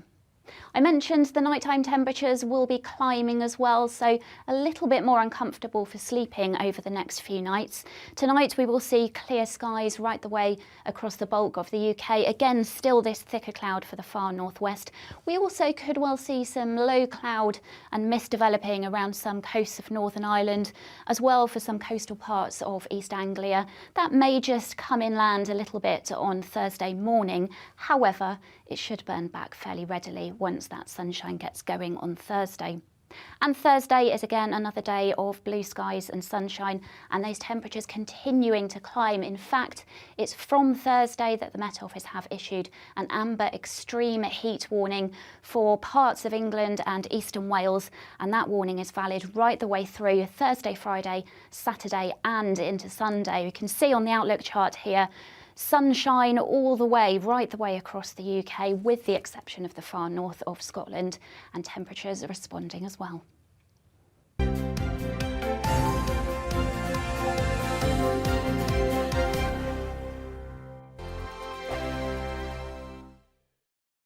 Join my show Farage, 7 p.m. till 8 p.m. Monday through Thursday, and there you will get opinion, analysis, debate, and I'll cover stories that nobody else dares to touch. You've been cancelled. Join the club. Oh my goodness me. And then for the last 15 minutes, talking pints. We're over a drink. We have a civilised conversation with someone. We very often disagree, but we do it in a grown-up way. Come and join me on Faro.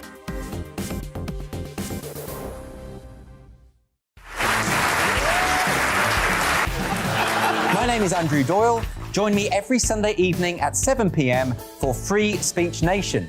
This is a show where we address current affairs and news stories of the week with the help of two wonderful comedian panellists. I brought in comics because I want to give it a lighter edge, and also they work for less. See you there.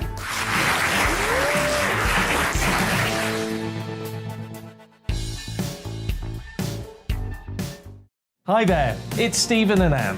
At breakfast from 6 a.m, you'll always be caught up with everything you need to know, the latest headlines, opinions and debates. We'll bring you the good news and the bad, but most of all, we're here for you. Remember, send in your views and let us know what you would like us to talk about. That's because we're your news channel. And every morning at 6 a.m, it's breakfast on GB News. I'm Dan Wootton. Join me Monday to Thursday from 9 to 11 for the feistiest and most fun news debate on TV, where free speech reigns. I'll bring you a sharp take on the day's biggest stories, bombshell newsmaker interviews, and A-list guests. And I guarantee you, no spin, no bias, no censorship, and no reason to go to bed. That's Dan Wootton tonight, Monday to Thursdays from 9 on GB News.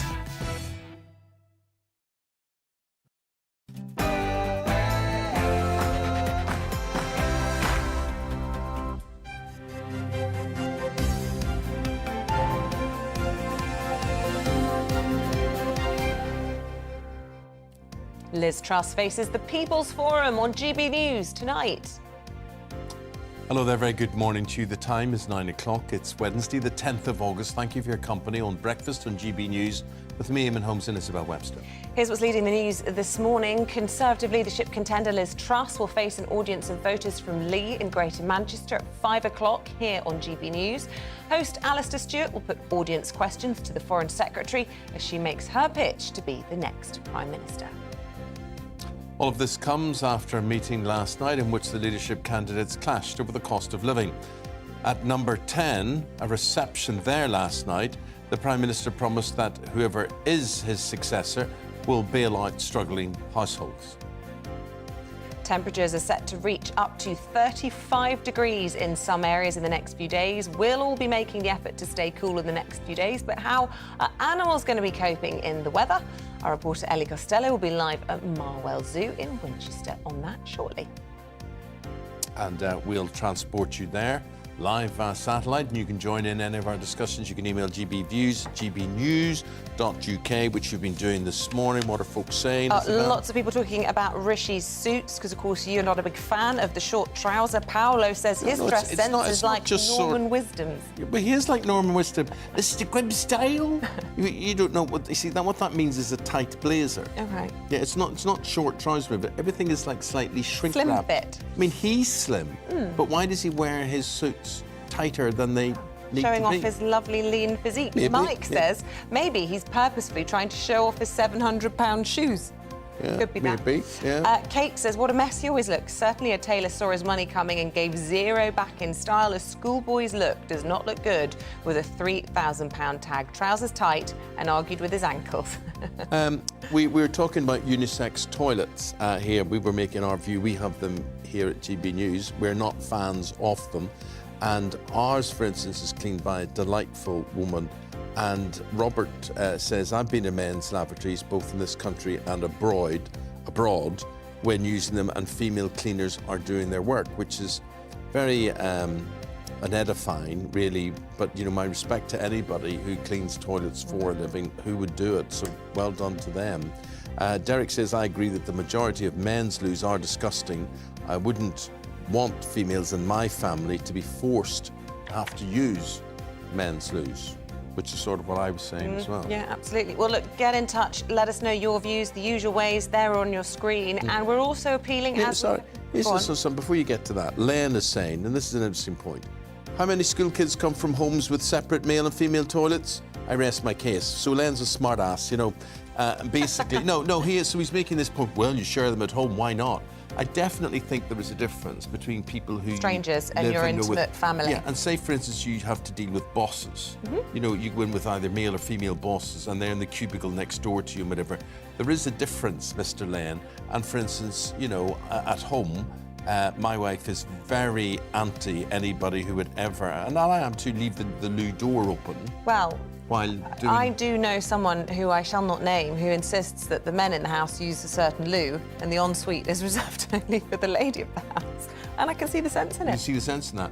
I made this awful mistake when my kids were younger to install urinals. What? Urinals. You have urinals? I had in my house in Belfast, I put urinals. Did you? Yeah. In. Why? Because I had 2 boys and I thought this would be very good because they had this inaccuracy when they were aiming for the loo. And I thought this would be good. Worst thing I ever did. Yeah. Absolutely awful. I won't ask why. Because they make noise. They always have to have water flowing through them to keep them sanitary. Oh, right, that kind of so noise. it's always Okay. gurgling and whatever. Oh, and yeah, if and you I know turn, you hate those sorts of If you turn things. the water off, Yeah. then it becomes stagnant And and smelly. smells like a public loo. So they're really bad. I've literally never heard of anyone with a urinal in their own home. Well, you see, the other thing I do is that, and people, you know, you should take lessons from industry. For instance, I have a fridge in every bedroom in my house. Why? Why? Because if you went to a hotel, you would expect a fridge there. Well, yeah, because a mini bar. Do you have a mini bar in every room? Yes. God. So therefore you can reach for water. Everything can be very cool. There's other little things you can store there. Maybe the odd medication, maybe indigestion remedies and things in there. Cooled nicely. Cool. Yeah, it's a very good idea. place to store you nail laugh, varnish. mock. Like my wife used to say these things like, we'll never have a TV in the bedroom. Yeah. Now you do. Of course you do. You know, you do. You have your house like a hotel room. That's the dream. That's what I would do.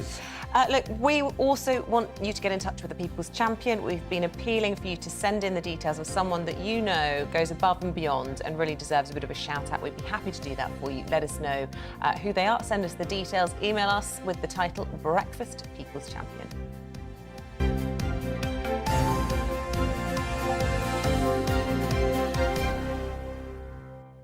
The big thing for our channel today is that GB News is going to be hosting exclusively a People's Forum. This is with the Conservative leadership candidate, Liz Truss. What's going to happen is the public will put their questions to the front runner to be the next Prime Minister, Alistair Stewart. He will be there adjudicating in all of this, umpiring it all with Liz Truss. This is in Lee. Lee's part of Greater Manchester in the northwest. Tom Harwood has been taking a look at the person behind the potential next occupant of number 10.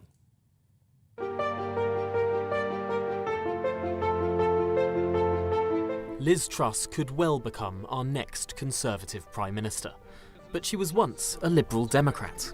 We Liberal Democrats believe in opportunity for all. We believe in fairness and common sense.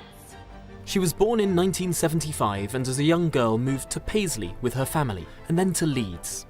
She studied at Oxford, where she changed party to become a Conservative. She married her husband Hugh in the year 2000. It was third time lucky in her attempts to stand for Parliament. In 2010, she was elected as MP for South West Norfolk. She entered Cabinet in 2014 as Environment Secretary, never one to miss a good photo op. I don't think that's bad. That's my first go. And giving a much-remembered speech at party conference. We import 2/3 of our cheese. That is a disgrace. Liz Truss might have campaigned for Remain in the Brexit referendum, but it didn't hurt her career. Shortly after that historic vote, she became Justice Secretary under Theresa May, the first female Lord Chancellor in 1,000 years of the role. We have one at the door, please, Mum. Boris Johnson then made her Trade Secretary, and she appeared to relish her role, signing 70 post-Brexit trade deals. Foreign Secretary, are you pleased? Her successes earned her a promotion to Foreign Secretary, where she helped bring Nazanin Zaghari-Ratcliffe home, and has taken a tough line on Russia. Now is not the time to let up. Putin must fail. She backed Boris Johnson to the end. But now Liz Truss wants to lead the Conservative Party and the country as our next Prime Minister. She will be joining us on the channel at 5 o'clock today. But we're now at the time in our programme where we go through the top stories of the day with the guest each day. Today, Cindy Yu is joining us. She's the broadcast editor of The Spectator. And Good to see you, Cindy. Yeah, good to see you. You want to talk specifically about Liz Truss's positions on these handouts. She's been coming under increasing scrutiny in all of this. She had that bad day last week when she was forced to U-turn. Do you think she will eventually have to turn around and say, I'm going to help people? Because, the clamours for it are just becoming deafening now. Yeah, absolutely. I mean, she says that she's the continuity candidate for Boris Johnson. It does seem like on U-turns she may well be. This is the kind of strategy we see from him where he, steadfastly digs into a position. You were just speaking to James Cleverly, who, sending out your lieutenants to go out and defend your position and then softening on them, and we'll see if there's a U-turn. But it is hard to see how there is no U-turn because the facts are so hard here. Martin Lewis points out very fairly that pensioners, people on universal credit, don't pay taxes. And if you don't pay taxes, what's the point of cutting them for helping your bills? So it will be difficult to see how she doesn't U-turn. And I think it just shows that she hasn't had that Treasury background. She hasn't thought about these issues in the past in the same extent that Rishi Sunak has. And I think that's coming to the fore. But she's doing something, if the polls are to be believed, that is appealing to the Conservative membership more so than Rishi Sunak. And, it could be a dollop of harsh medicine to swallow from Sunak. But the membership don't seem to be, at the moment, wanting to swallow it. No, that's true. Although I would say that the polls have been done before the latest Ofgem announcements. So we'll see if that gets taken into account. Very inarticulately asked James Cleverly about the Lib Dem position in all of this, because I think it's a really important point. And they're basically calling, aren't they, to scrap the energy price hike. And from a lot of experts that we've spoken to, that actually is probably quite a sensible policy. Is it going to be, do you think, a case of a bit like the windfall tax? The Conservatives didn't want to adopt it because it was very much a Labour thing. And in the end, Rishi Sunak committed to sort of half-hearted windfall tax. Do you think that they might end up taking up this policy? Well, possibly. I haven't seen in detail the Lib Dem policy, but I would wonder whether or not it's scrapping it for every household, because I do think there are households, slightly better off or with more working parents or something like that who don't need that kind of scrapping as much, and therefore you don't need to add it to the Treasury spending. I think Rishi Sunak wants to have it more targeted. I don't know whether or not Ed Davey has that in mind, but I thought James Cleverly made a good point that the Lib Dems have been so rubbish on nuclear plants, on nuclear power in the past. That, of course, things like this are going to come to head. This is the thing with politicians. You say the pigeons come home to roost and all that sort of thing. But, it's like everybody ducks and dives and changes. I mean, Liz Truss being the prime example of that. One minute she's saying, if you're up north and you work for the public sector, you should be paid less. Then she says, no, I didn't say that. But yes, it came from her. As you say, typical Boris Johnson, when faced with the facts, it's like, oh, yeah, well, let's change the story on all of this. But Cindy, I wanted to ask you, look, you're a professional person. You come in here and you expertly commentate on what we're talking about. But in the reality, have you thought about, for you personally, this 10% inflation rise, this hiking of energy bills, I don't care who you are, I don't care what you earn, you've still got to look and say, my goodness me, by the end of the year, this time next year, I'm going to be 10% worse off. Have you thought about that, and have you thought about how you're going to actually cope with that? Yeah, absolutely. I was actually late in bed last night, about 11 p.m, kind of Googling in the dark about one of those energy calculators, how much your bill would go up by. And I think, it was basically saying that it would be more than doubling by this time next year, which is what a lot of people are facing. Fortunately for me, I don't have any children. Myself and my boyfriend both work, so we don't have very many outgoings, but we are looking to buy a house. And we're thinking, we've got to get this locked down before more interest rates go up, because inflation's going up. Any money we spend now is just being frittered away on rent and on inflation. It's a really dire time. I think it's a dire time. It's a dire time for everyone, because you've got other people who depend on you, whether they be elderly parents, elderly relatives, whether they be pets, whether they be children, whatever. My colleague beside me here, I worry about her. I look at her and I say, you've got children to worry about, you've got holiday. Look, I looked and I thought, I am deliberately not taking a summer holiday this year, right? But you just spend. The pigeons are going to come home to roost for you as well. Okay, going on holiday. No, but what I'm saying is, where have you looked at? I mean, I look at and I say, and I'm very unpopular in our house with this, I say, cancel Christmas.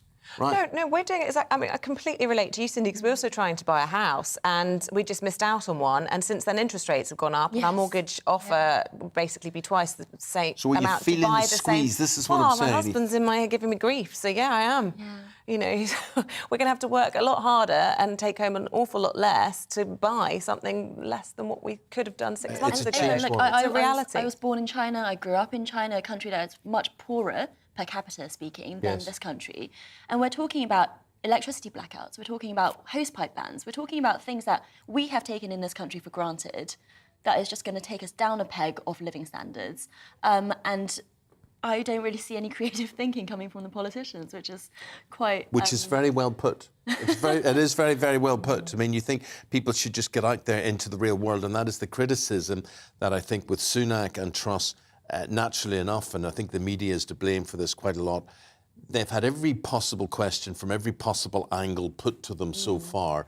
They know the answers. The answers are rehearsed. The answers aren't changing, are they? Well, I mean, I think... I don't think that the Truss camp has a good answer for why not to give out more handouts. Yeah, but even the bad answers aren't changing, is what I'm saying. No, yes, true. But you asked James cleverly. I thought he just dodged the question, really. So I think, you know, I mean, call me a journalist, but I think, you know, if you keep pushing, then it's, you know, you will find the weaknesses. Yeah. And we've got brilliant people like Martin Lewis out and being very passionate about it. And I think it is really, really important. You know, the analogy he gives, that it's like the early days of COVID when we're still going to sporting events, even though we can see Italian hospitals being overrun. Yeah. It does feel a bit like that. Well, it's when Gordon Brown, and, you know, some of our viewers really hate me quoting him, but, you know, you have to remember he did navigate the country through the financial crisis as well. But he was talking about using words like starvation in 2022. I mean, in Germany, they're talking about heat banks, not food banks, places where they can go just to have heat in the winter. This is the first world that we're talking about. I mean, we have to realise what's coming down the line. And then what is happening to the world as well in terms of climate change and climate crisis as well, all very scary. Very depressing for breakfast. Another story, Cindy, I want to go to is front page of the Mail. And the first time since records have begun, more babies are born to unmarried couples than to married couples. So, okay, what do you think of this? I think this is fascinating. One of the things that I look at in my day-to-day work is China and China's population bust. It's essentially facing shrinking population in the next few years. And one of the reasons for that is actually it's still very hard to have babies outside of wedlock. So you have to be married. As a single woman, you can't either get IVF or you can't have baby. You can have a baby child, but you won't get access to all sorts of educational healthcare benefits. So in this country, you know, we are also facing a population bust, but we have immigration coming out, and that's what kind of skewers the numbers a little bit. So I think having this kind of attitude to having children, I think is actually quite a good thing. I mean, maybe some viewers would disagree with me here because I actually think, you know, you can have just as strong relationships outside of marriage if you have both parents around. Yes, but I suppose it just makes things easier. I suppose it's the rules of society. I look and I think in 100 years or less than that, they'll look back on 2022 and they'll say, "Look, it was amazing. They expected two people to get together and stay together for their whole lives." But it suits society, doesn't it? It suits the establishment. Child rearing traditionally, that was what was healthy to raise children. But I think of the sort of way demographics have shifted since I was a child, and I just compare it with my kids and them going to school. In my son's year at school, there are 3 same-sex parents who've either adopted or had IVF children, which obviously unheard of when I was at school. And just in our local community, a friend of mine, a lady was in her 40s. She'd been in a long-term relationship that failed, and at the age of 41 decided she wanted kids, and she's just done it on her own. Well, good for her. Yeah, good absolutely. For her. It is different. Cindy, love to talk more, but we've got to go to the zoo. Right? Well, fair enough. We're going to the zoo. It's a very hot day today. We're going to be doing that, and we are going to find out how the animals are coping there in the heat. But lovely meeting you. Nice meeting you. Thank you very much indeed. Cindy View is broadcast editor at The Spectator. We're going to be back right after the break at the zoo. We're going to...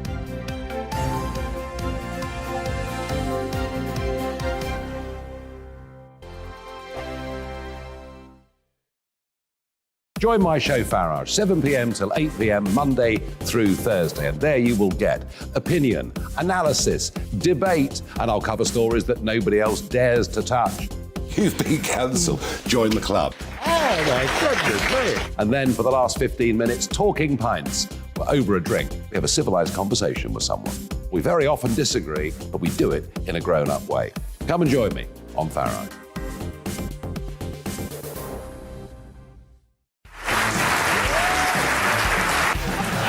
My name is Andrew Doyle. Join me every Sunday evening at 7 p.m. for Free Speech Nation.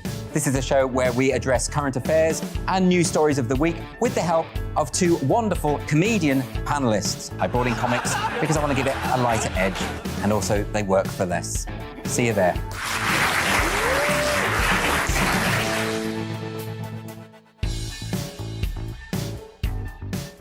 Hi there, it's Stephen and Anne.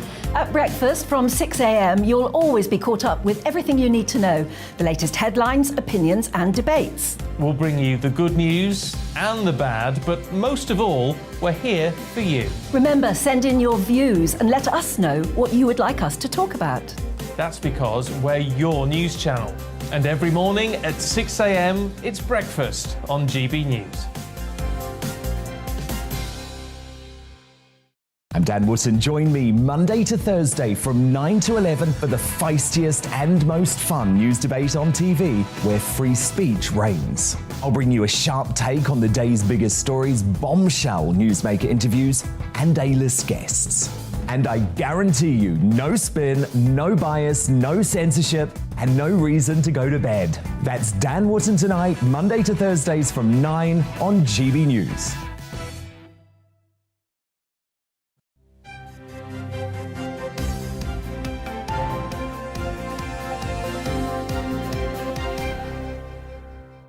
So we were trying. Hiya, nice to see you again. Can I give you my mic? Two, and I've forgotten the rest I of the thought words. it was, what about you? What about you? We're going to the zoo, which is what we're going to do now. The reason we're going to the zoo right now is that the Met Office has issued an amber extreme heat warning, so it's going to run from Thursday through to Sunday, and it applies to southern and central England, parts of Wales as well. And the temperatures are going to? Well, they're going to be around 35 degrees Celsius, which is a total nightmare for most of us, especially those of us living in the city. What about animals? We've decided to stop in Marwell Zoo and have a little chat with them. Harry Arnold joins us at Animal Team Leader, and you've got a novel way of keeping your animals cool. Tell us all about it.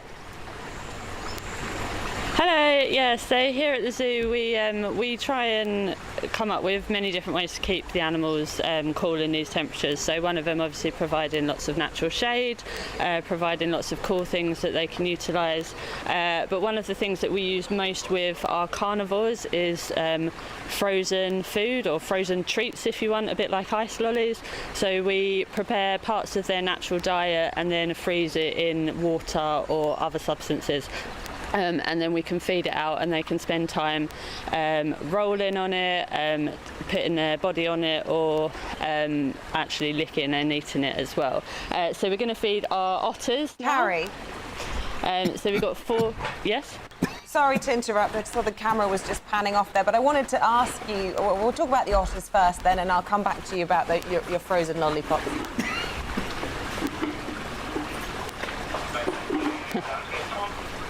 So these are our 4 Asian short-clawed otters. So naturally they'd come from very warm climates anyway, so they're not quite as fazed by the heat. And they've also got a lovely big pool that they can go and cool off in as well. But you can see here there's some frozen water with some of their shellfish in, so it's got some crayfish and some razor clams. And that one's trying to get more food. But yeah, they'll spend time trying to kind of manipulate the items, and they're obviously very cold, so that will help them.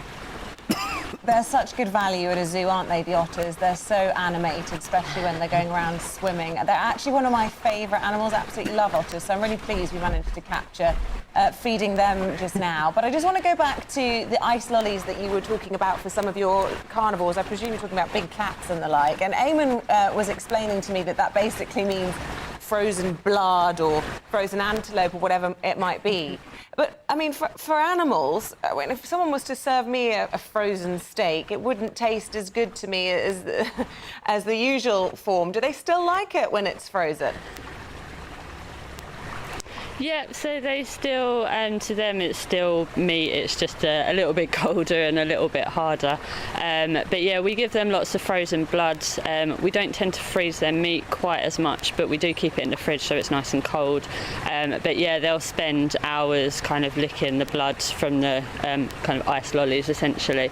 Yeah, and as it's melting, they'll lick it up. So yeah, they really enjoy it.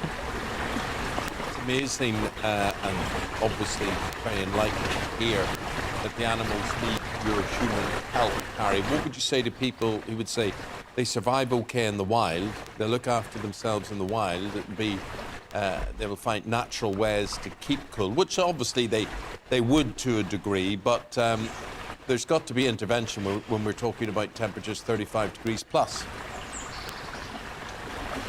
Yeah, definitely. I mean, near enough all animals in captivity now are bred in captivity, and we work a lot with European breeding programmes. So most of them are born, or a lot of them, especially obviously in Europe, are born within Europe. So they naturally acclimatise to our climates. And although they have the ability to cope with hotter temperatures, they're not necessarily exposed to them. So by providing these extra measures, it can really help and benefit. And obviously, there's animals that aren't naturally from these areas, so we do provide lots of extra measures for them as well.